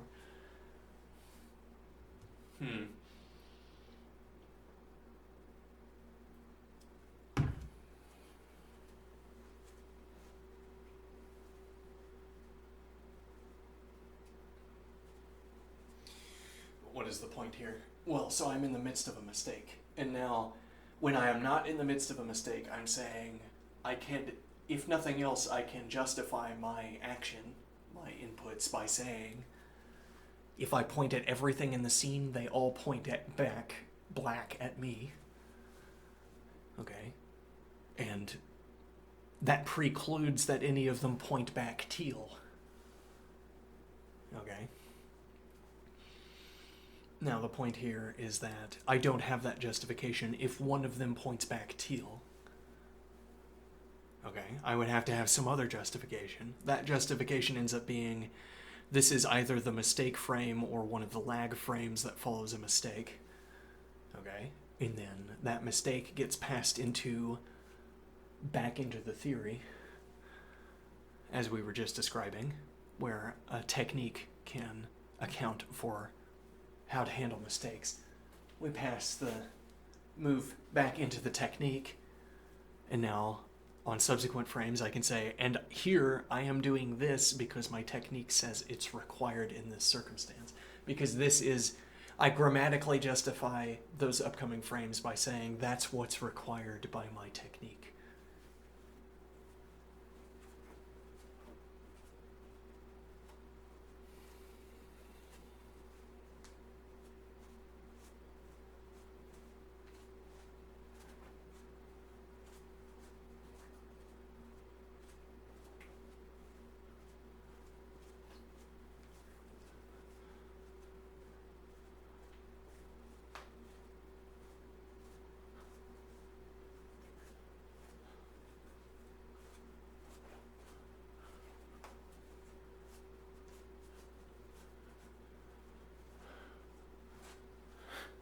Why are you repeating those actions, and why are you choosing that number of repetitions?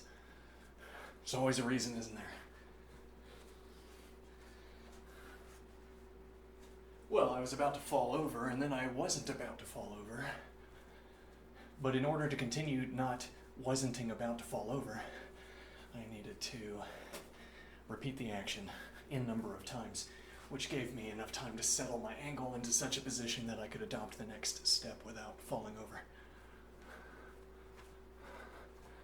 Sort of, I have a step sequence, I make a mistake, I loop back around, and then I continue, as it were.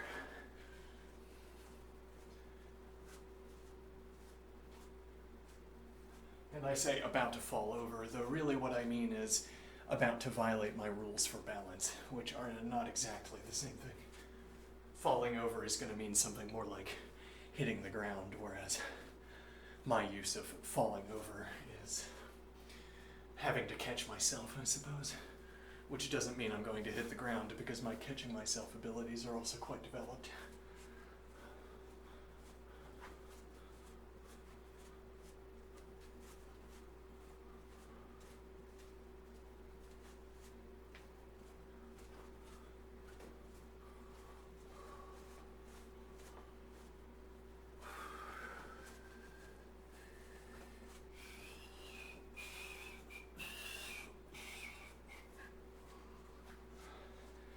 I run into a similar problem playing the copper reeds. I've heard strange things in the copper reeds. This immersive soundscape I can lower my head into and just be consumed by it, be filled with it. And I've heard strange things in there. Okay, but what would such strange things be? They would have to be, so I imagined, patterns in the copper reeds. Okay. The copper reeds are vibrating. The wood that contains the copper reeds is vibrating. If I'm looking for strange things that I am hearing in the copper reeds, that's where the copper reeds are to be within.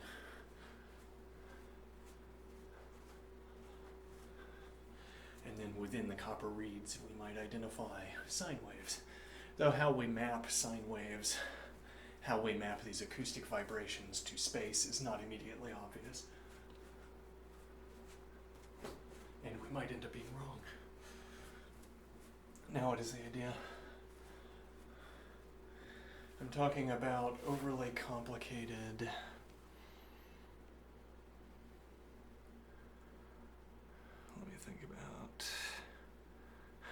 not overly complicated. No. Don't tell me. Let's see.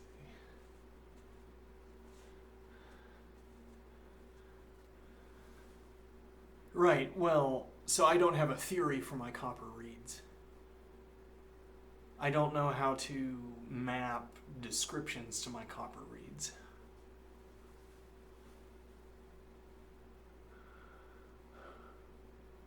It's like saying, suppose that I had found an interesting physical effect.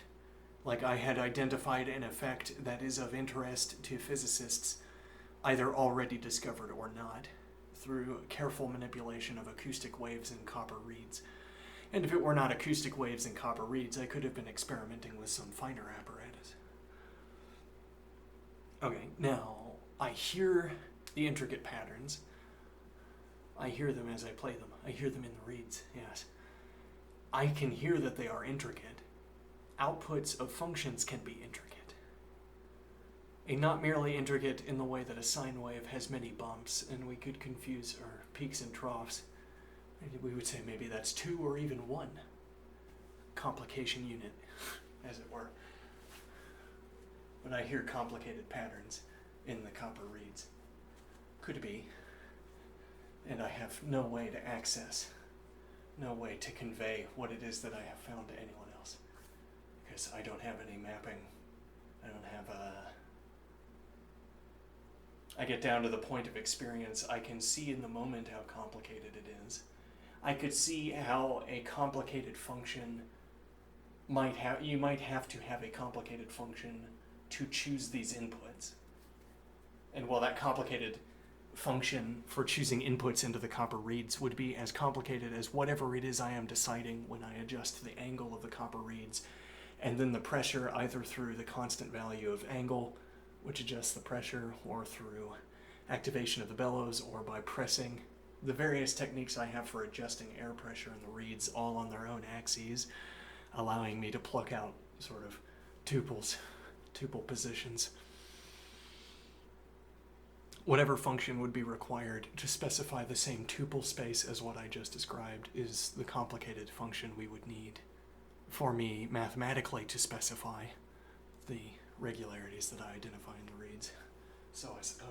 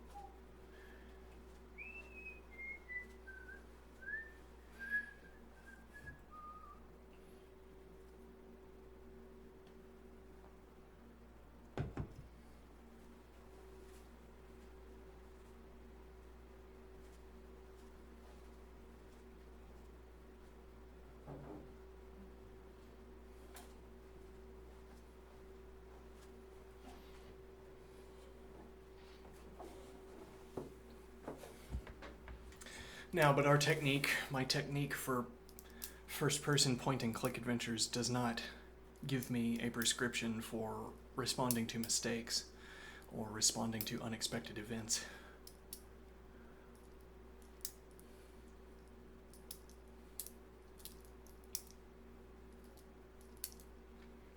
In that, well, it can only, such a decision procedure is only going to decide so many predicates, as it were, is only going to answer so many questions about how my inputs have to be. So, for instance, my decision procedure says, seek cover. Okay, now, many ways to seek cover. Many positions I could choose that would fulfill that description alone. So there must be additional descriptions that you're going to apply, further to narrow down my choices. Seek retreating cover. I look backward. Still not a perfect selection. Now, I don't think the real process happening in my head is such a sequential narrowing, except insofar as every time I make a decision, I narrow the field for my decisions down to 1 at this branching node. So, I mean, if I'm in a position where I have to jump to a teammate, I'm Mercy in this scenario. I have to jump to a teammate. I see 3 of them. How convenient. Okay, now all of them are retreating cover positions. Okay. Now what is the idea?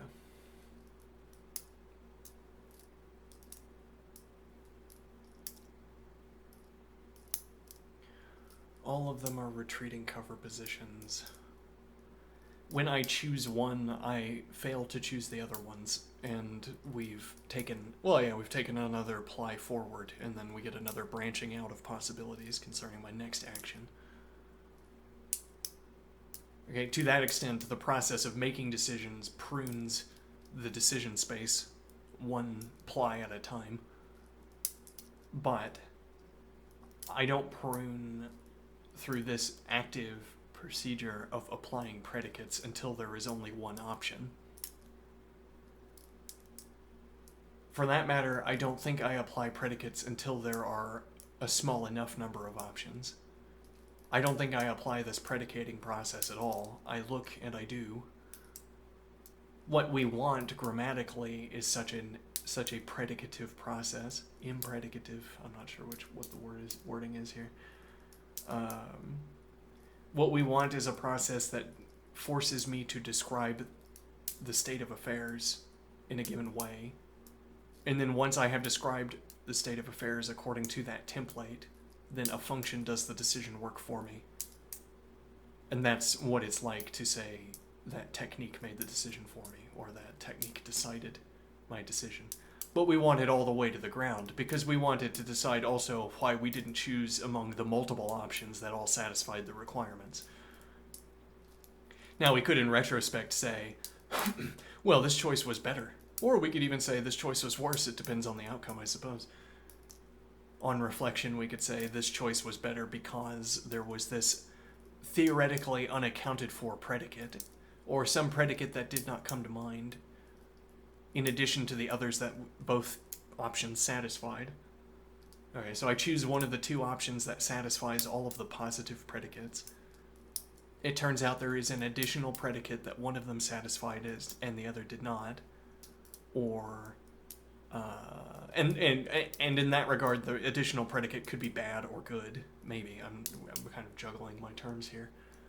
We're saying positive characteristics both have all of the positive characteristics. Okay, and then we're saying we're trying to account for how you could have a difference between two choices in a retreat, in this case, retreating to cover. So you have two teammates you could retreat to, and we're saying each of them is a stack of predicates. We're trying to think of both of these options as a stack of predicates. Okay, and I say cover. Okay, I say DPS, conveniently. Okay, well, they're the same to me. Okay, well, further back, not further back. They can't both be further back. Or, again, if I keep adding descriptions, there's another teammate over there. The support is with one of the DPS. Okay, that works. There's another teammate over there. It's a tank with the DPS. Okay, so both still satisfy these descriptions, these positive descriptions. Okay, and so the idea is that, well, at the time of making the decision, we might have that the stacks are the same. And then we can't appeal to a difference in the predicate stacks to justify why we would choose one over choosing the other.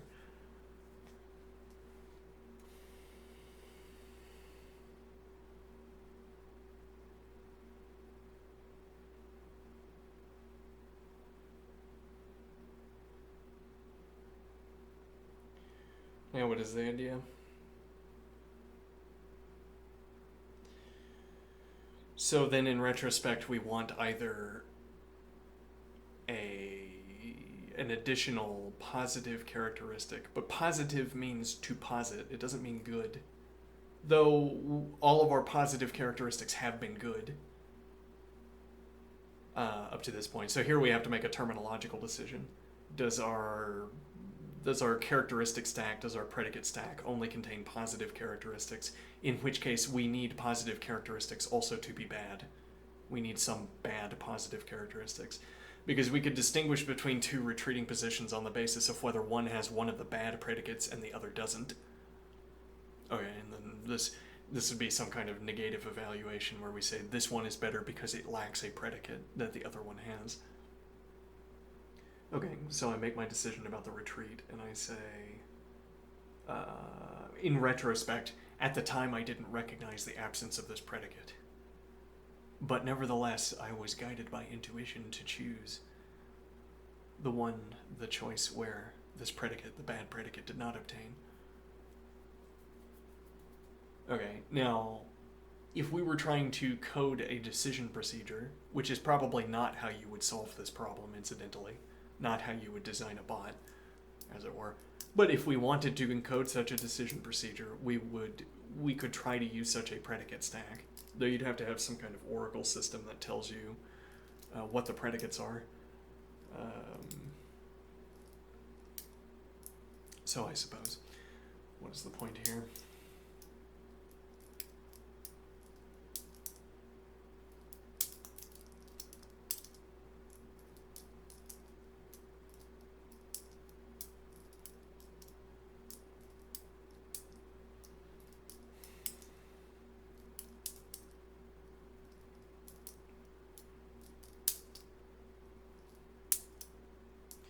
Retreating to cover positive predicates, and we're saying we want our theory, the grammatical role, the role that we want our theory to serve in our grammar is that when you ask me, why did I make a decision,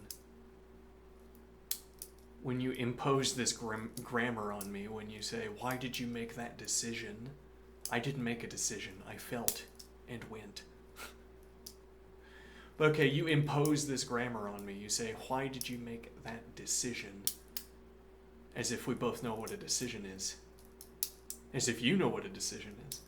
But okay, why did I make that decision? You foist this grammar on me. And now the role that I want my theory to serve in answering your question is that in the grammatical role that I want my theory to serve is in parrying this question about my decision.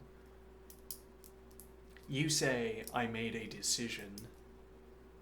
Okay. And now I say, decisions, like the outputs of theories, I'll account for what I did as if I were referencing a theory, and then I can give you an answer as if I made a decision. And then hopefully you'll go away.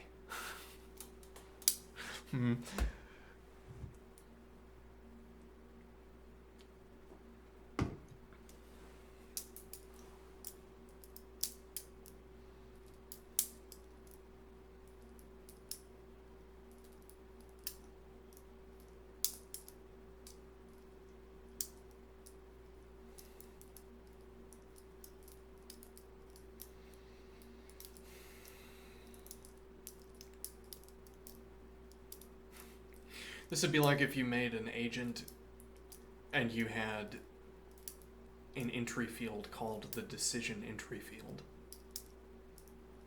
And the behavior of the agent was to fill in the decision entry field, which was then passed into a decision lattice.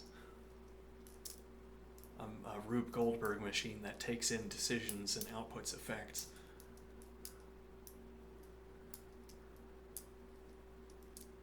That sounds like the world, yeah.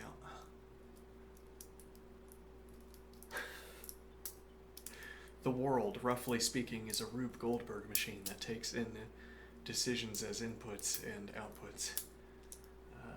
States of the world, I guess. Outputs effects.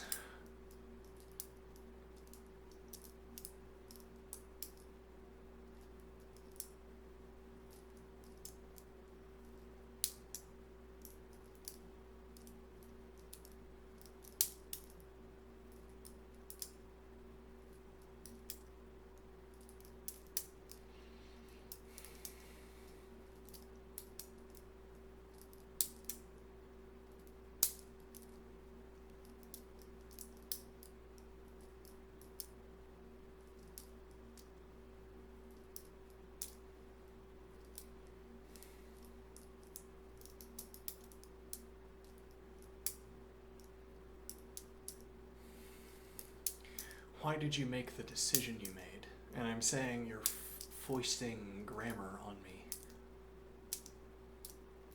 I don't conceive of this as having been a decision. The that's not how I reflect on, in this case, playing a video game. I don't see it as a sequence of decisions. Well, because I think of decisions as being like things that are written down on paper. Or in this case, decisions are, the decision word is a label we could put on the output of a decision theory. But then I don't reference decision theories when I don't reference decision theories. I might, as it were, be the embodiment of a decision theory, but I do not reference decision theories when I'm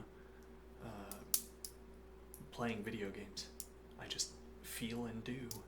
And then in retrospect, you could characterize my feeling and doing with better or worse decision theories, according to some objective criterion for the goodness of decision theories, I suppose.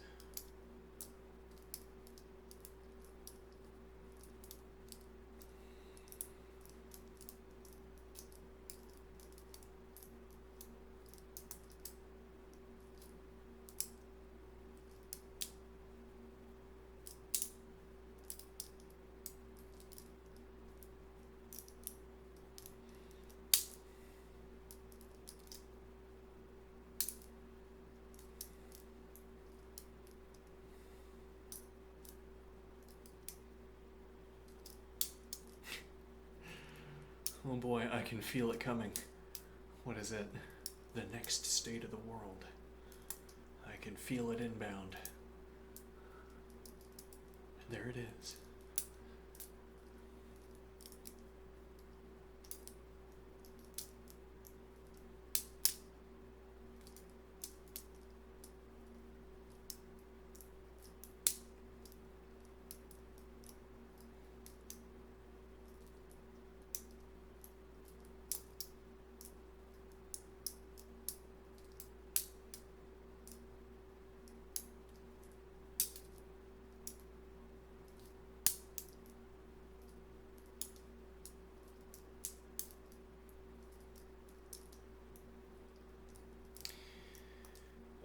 This idea of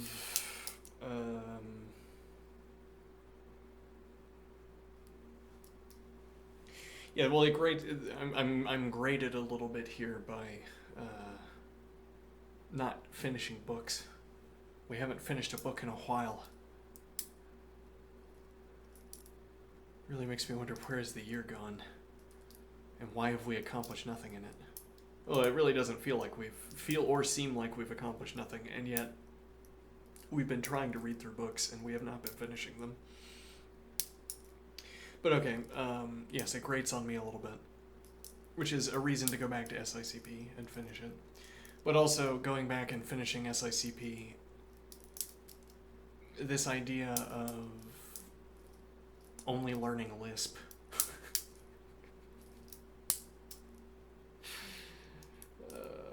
Yeah, well,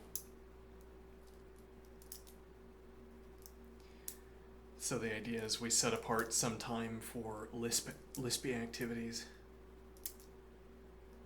Okay, which now means finishing SICP.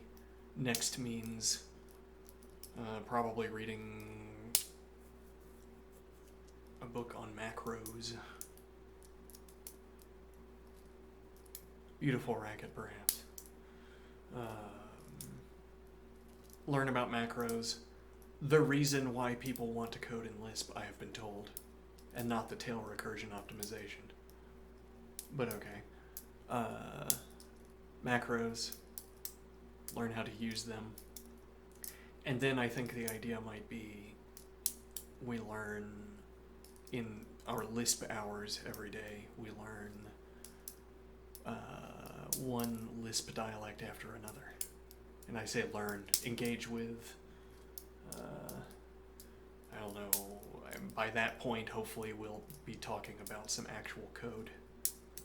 Implement something in one of these new Lisp dialects. And then get good at getting good at new Lisp dialects. There are many of them, so we can have a lot of practice.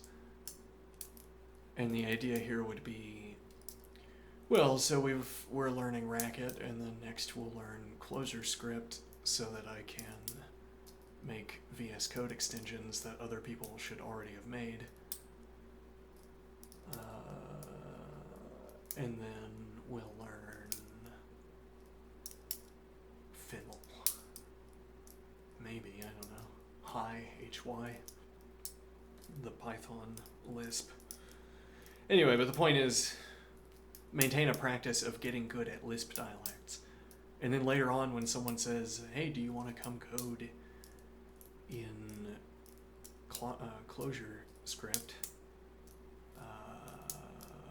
Sure. Give me a week or two, or whatever I have found to be the average time required to pick up a new dialect of Lisp, and I'll do it. A way of redeeming these hours spent on learning Lisp. Well, also a way of justifying not learning a more practical language. We're not picking up, well, we're picking up something that, like if we pick up Clojure script, we get a language that compiles into JavaScript, which is popular. I don't know how valuable that is, per se. Like, does a shop that uses JavaScript, is a shop that uses JavaScript or TypeScript willing to incorporate Clojure script code? I don't know. But the idea is that we cover a lot of the ecosystem ground. We map a lot of the ecosystem just with Lisp, fancifully. Whatever we might find ourselves needing to do it through Lisp. And so that would be our practical studies, our more direct employability studies.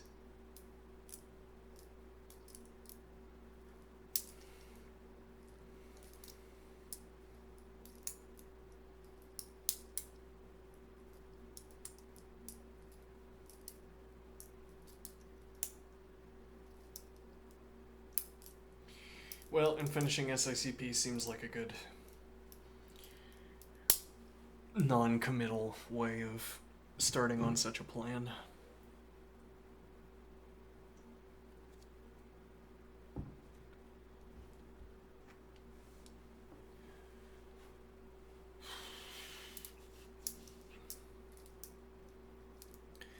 Now, do I want to look at mathematics and lean? Try to churn through some of that. Do I want to find an hour a day to play games?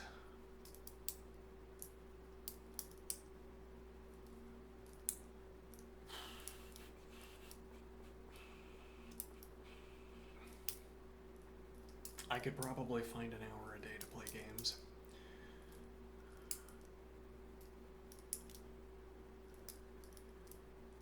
Part of the reason I come back to referencing the Greco-Roman pantheon is to point out a wisdom in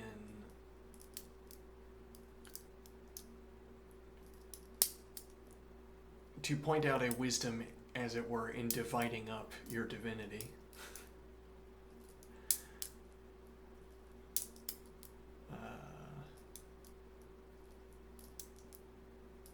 Like, I don't know if this is historically true, but according to, like, in my own interpretation of their mythology, it would be strange to revile Dionysus.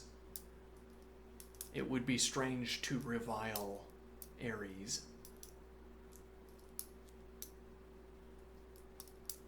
Like, the whole person, like, over the course of life, you must become each of these in turn.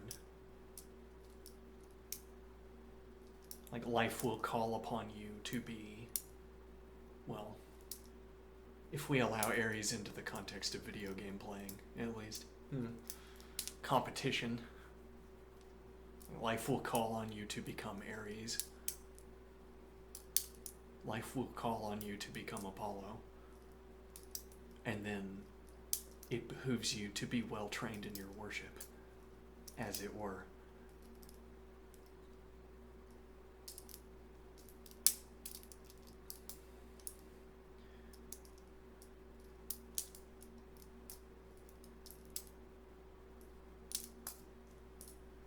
The modern day equivalent of this feels less wise, sounds less wise. It's like an hour a day of video games is especially efficient at cultivating this range of cognitive benefits. For a mere hour a day investment in this activity, you can develop reflexes, develop dun-dun-dun, maintain dun-dun-dun. People who play video games 1 hour a day have an in% reduction in the chance of acquiring dementia, what's the word there? Acquiring? I'm not sure that's the right word. In% reduced chance of Alzheimer's, in millisecond faster, all these in values being different. We're binding in different frames, I guess. In milliseconds faster reflexes, etc.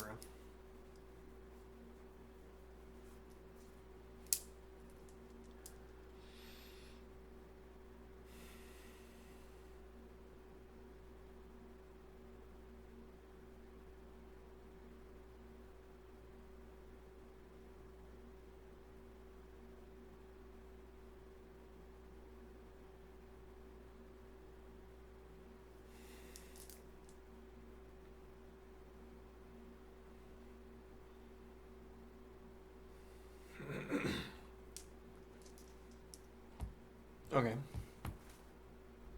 So, why do I have a prohibition for myself and therefore for everybody else?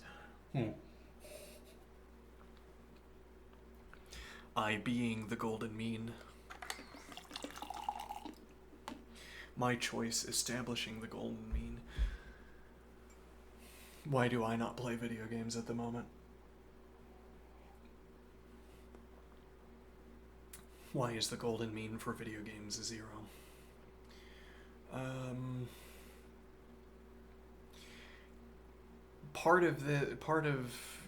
I'd say part of this is the lack of progress in books, which is not an ethical justification, even though this is an ethical question, I am thinking.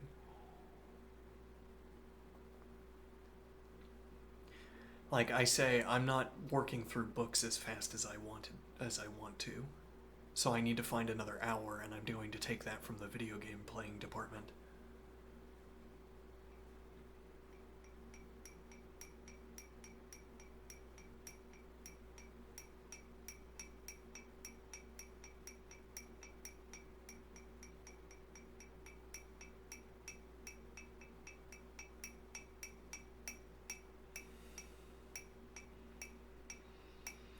But that's not an ethical answer. We're only going to get as much progress out as we are going to get out. It's like saying, if you could comment out all of the math that I'm working on, like when I was doing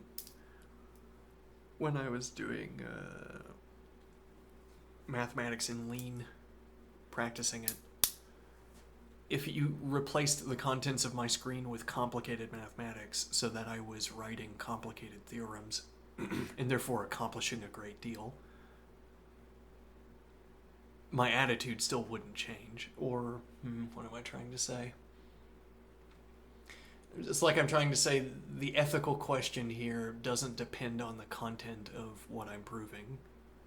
Like I say, I'm so far behind, so I had better be like the hare. I had better be like the rabbit and get along, hop along. Whereas if I were already working on advanced theorems, I wouldn't say, oh, I must remain like the rabbit. Okay, but then my ethical decision making, my partitioning of the day is decided by a dissatisfaction with where I am, instead of being decided by ethical concerns.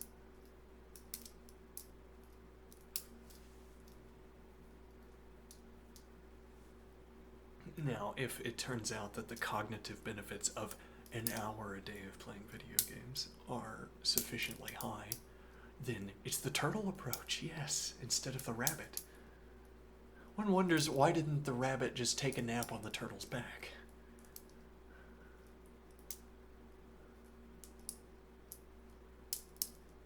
What is the turtle going to do about it? You just wait until you're at the finish line. At minimum, if you fall asleep through the entire race as the rabbit, you come in a close second. And then if you merely wake up at any intermediate point, you get off the turtle's back and run the rest of the way. Easy lead.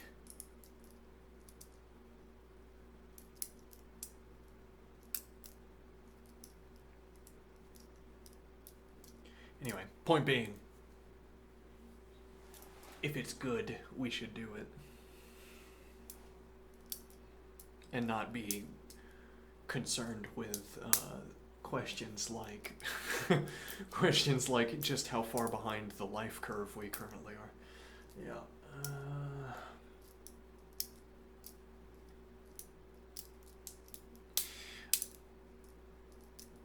Yeah. Well, there are two competing sides here, two competing points. So I played video games yesterday, and as I laid down to sleep, awaiting long for the arrival of sleep, I watched video game scenes playing out in my head. As so regularly happens to people who play a video game they haven't played in a while or have never played before. Okay, and I said, nope, get out of my head, video game. I don't want to see you around here. And the video game says, what do you mean you don't want to see me around here? That analogy gets a little bit strange. I mean, having the echoes, having the effect playing through your head is a natural consequence of engaging with a video game. So if you don't want that, then you don't want to play a video game. Now, I can suppress mental imagery. I've gotten quite good at it.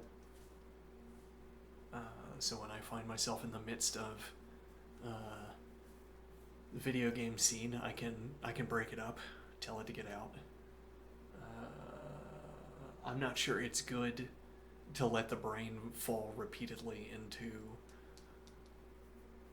the kinds of patterns that you have to enter into to see video game scenes playing in your head and then interrupt them. That might be bad, unfruitful for the brain. But the idea is like, oh, it's like this is writing something to disk, and I want to say, no, I don't want that written to disk. Well, you must, if you're going to play the video game, you must, ethically as it were, you must want the writing to disk that accompanies the play. Okay, and now the competing observation in the other direction is that maybe I specifically want to activate that kind of mental imagery. Now I have had this effect with coding. I have had this effect with, experienced this effect with math fairly regularly, actually. I will see an IDE floating in front of my face, in front of my head, and I'll get stuck on some interminable problem that I can't resolve, and then I change something, and I don't know, it's like some kind of loop, but it's the same idea. And now of the experience playing back through the head, writing to disk, as it were.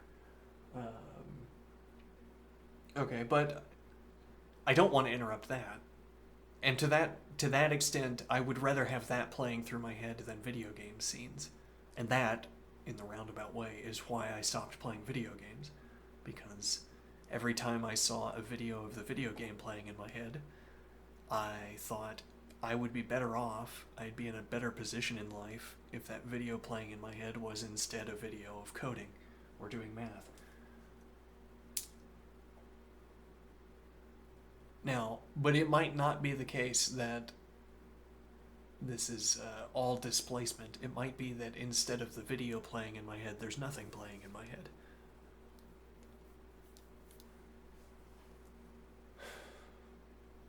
And then if videos playing forward in my head is a universal good, if that's some kind, like if it's free training, okay, that's got to be good, right? Well, if it is good, then all of those occasions where I could have video game videos playing through my head and nothing does is a lost opportunity.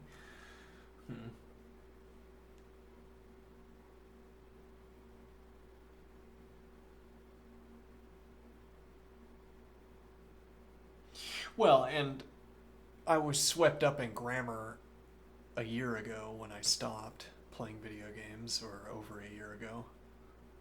Swept up in grammar. I had to do a lot of cleaning out of my habits. I'm still not done. I had to do a lot of cleaning out of my habits. Okay, and now, starting from 6 hours of video games a day, 5 hours, whatever, starting from however many hours of video games a day, stopping at 1 sounded like the raving of an addict. What if we just did 1 hour a day? Okay, I agree 5 hours a day is too much, but maybe just 1 hour a day. It wasn't just 2, rather, it wasn't just 3, it wasn't just 2, and it won't be just 1. It'll be 0. Yeah. But, I say, I was swept up in the grammar.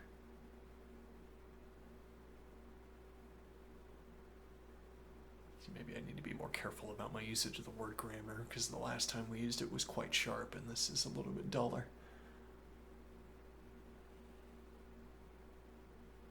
Swept up in the story that the narrative that I was telling about the changes I was making. Okay, and now I don't have a sort of, I don't have an impulsive desire to play more video games. I can now freely say, if I decide yes or no, I don't have a strong feeling either way.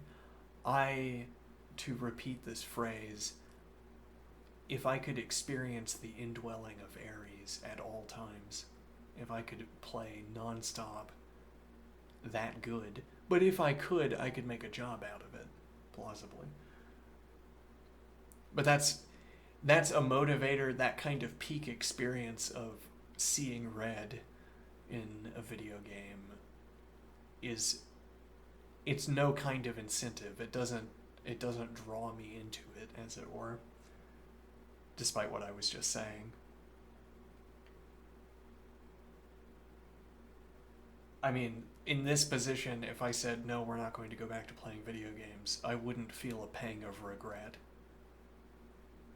I could go one way or the other. Which is not how it was at the beginning of this process, where there was a strong desire to keep coming back every day. Now, there's a point here, I'm worried that if I start playing video games again, I will hit a point where I feel the desire to play them. Where the desire to stop what I am presently doing and play video games will once again become a distraction.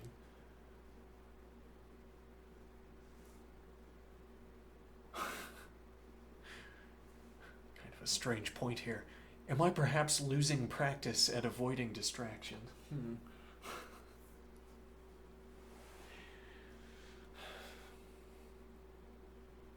Months ago, I would stop speaking and then I would say distraction. This announcement, an announcement of a regular occurrence, of an instance of a regular occurrence. I am distracted. A cat video just played in my head. Oh, look at that cat. what was I talking about? Like that. Distraction, yes. Or I start thinking about something that is beyond my concern. Distraction. You're right. Now, I wonder if I'm losing my practice.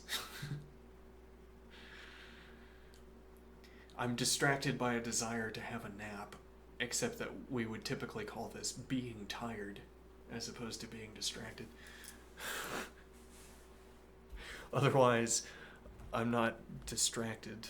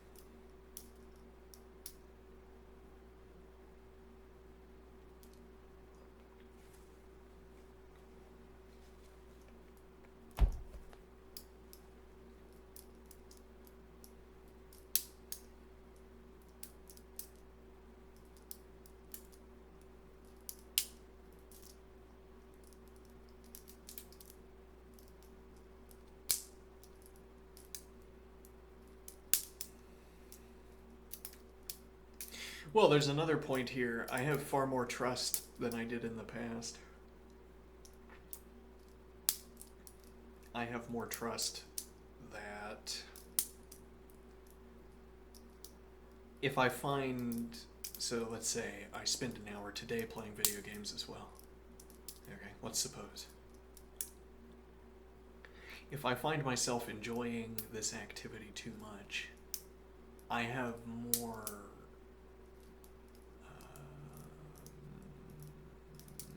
honesty now. I don't lie, but I'm not always so honest. I think I have more honesty now. I would be more willing to admit that something is a distraction, that I want something that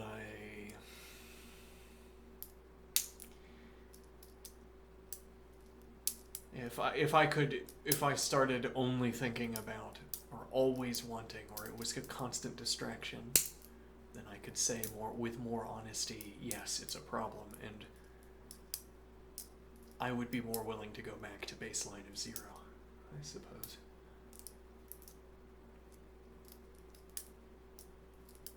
Whereas I couldn't have that trust at the beginning of the project. Well, and at the beginning of the project, video games were lumped into a pile with drinking and smoking tobacco.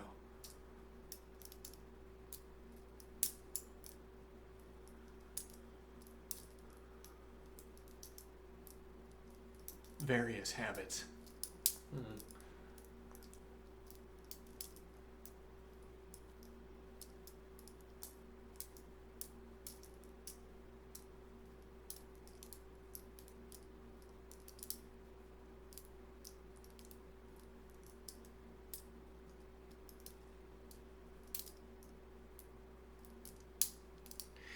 Yeah, then we have to ask, what is that going to be replacing? Because if we're bringing back in set theory,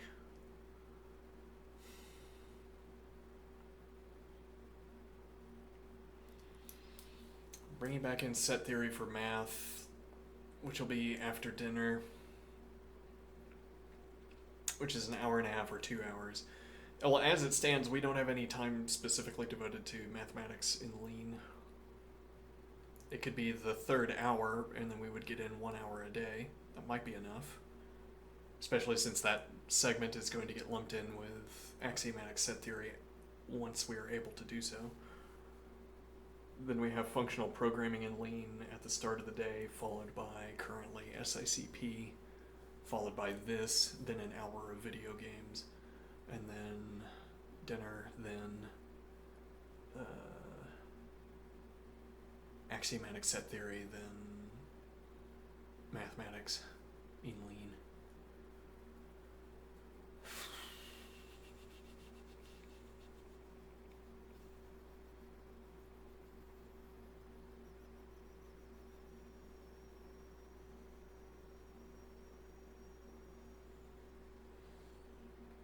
What about music?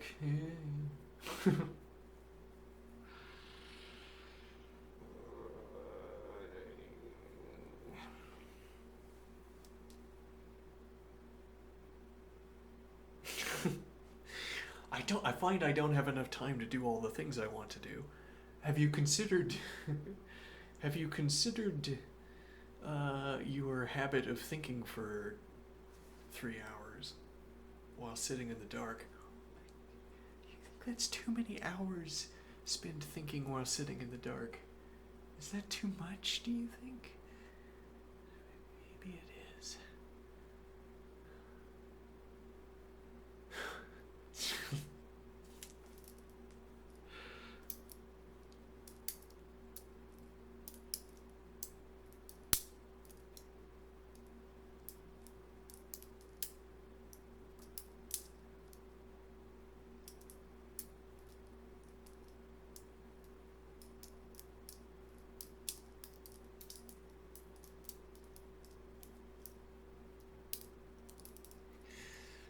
Gives me an excuse to get to yes, the remaining material desires, one of which is keeping a nice computer. Yeah, gives me an excuse, this video game playing habit.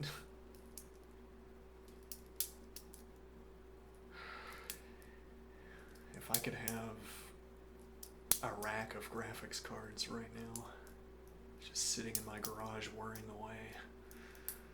Oh, that'd be something. It's a fetishization of technology.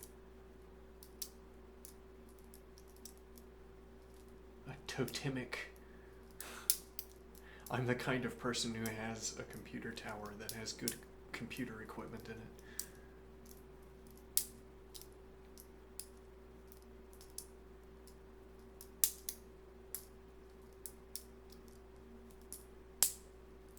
There's a point here that our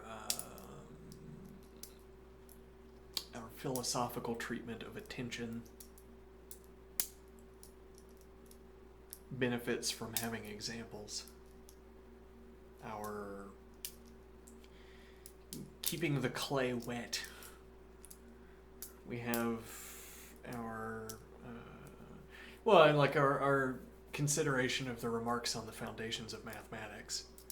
Talking about Wittgenstein's remarks on the foundations requires examples, okay? Requires cases where descriptions meet activity, where descriptions serve as the interface between ourselves and our actions, where that interface, it's like a window onto the world. I put myself into the midst of satisfying a description, and I see the world as it is while I am satisfying that description. And then I see myself seeing the world, and then I can remember Wittgenstein, as we want to do.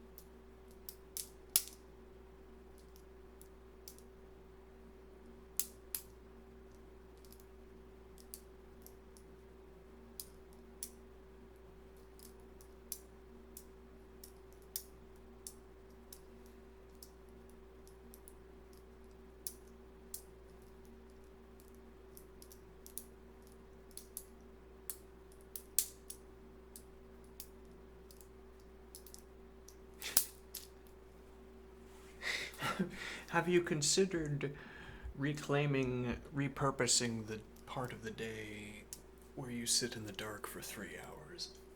No, I haven't considered that actually. It's not on the chopping block.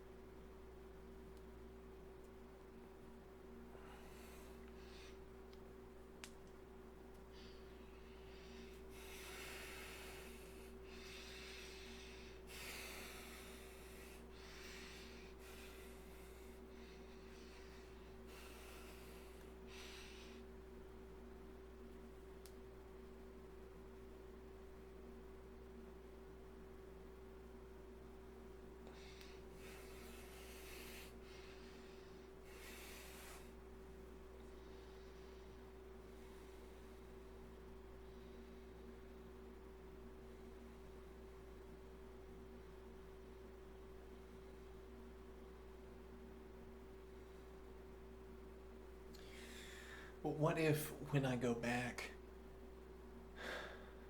I can't see red? What if I can't get in the flow? Or whatever. What if I can't achieve flow state? What?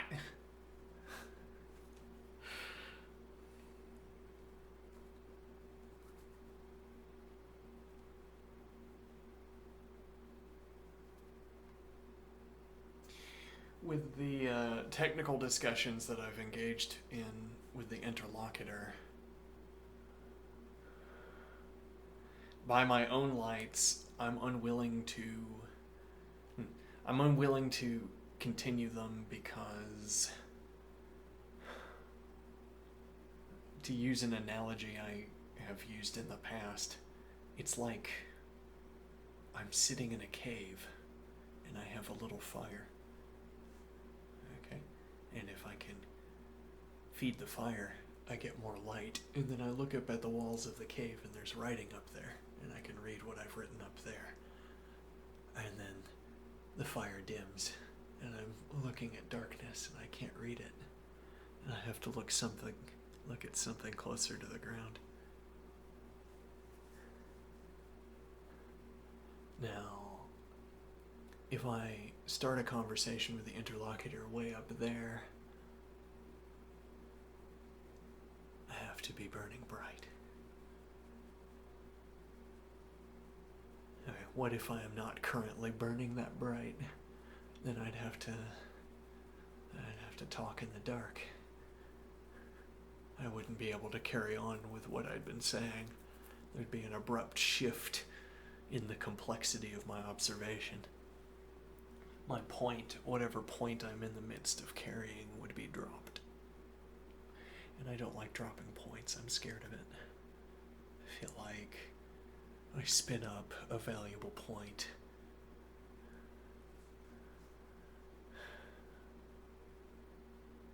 I spin up a valuable point, and then I can't finish the idea, but I also can't come back to finish it later.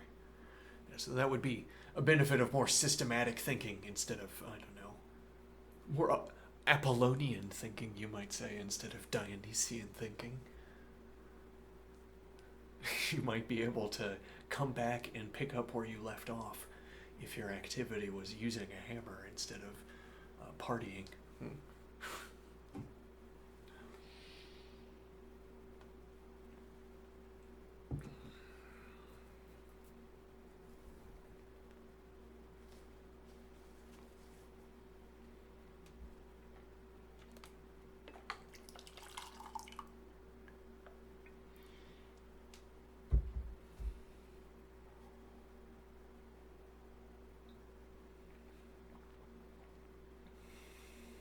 Okay.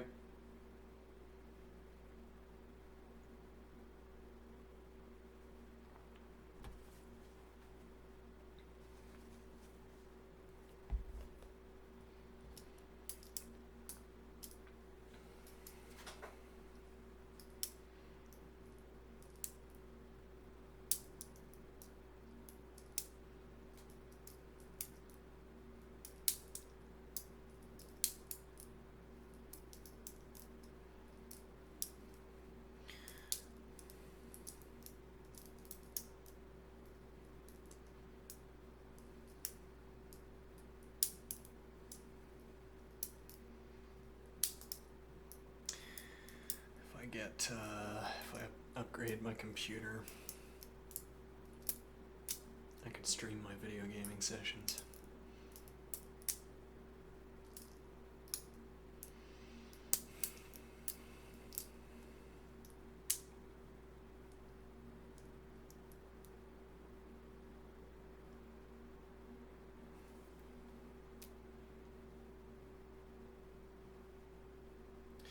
My left arm is too tired, or rather, my left shoulder has a muscle in it that's preventing me from sort of really going at.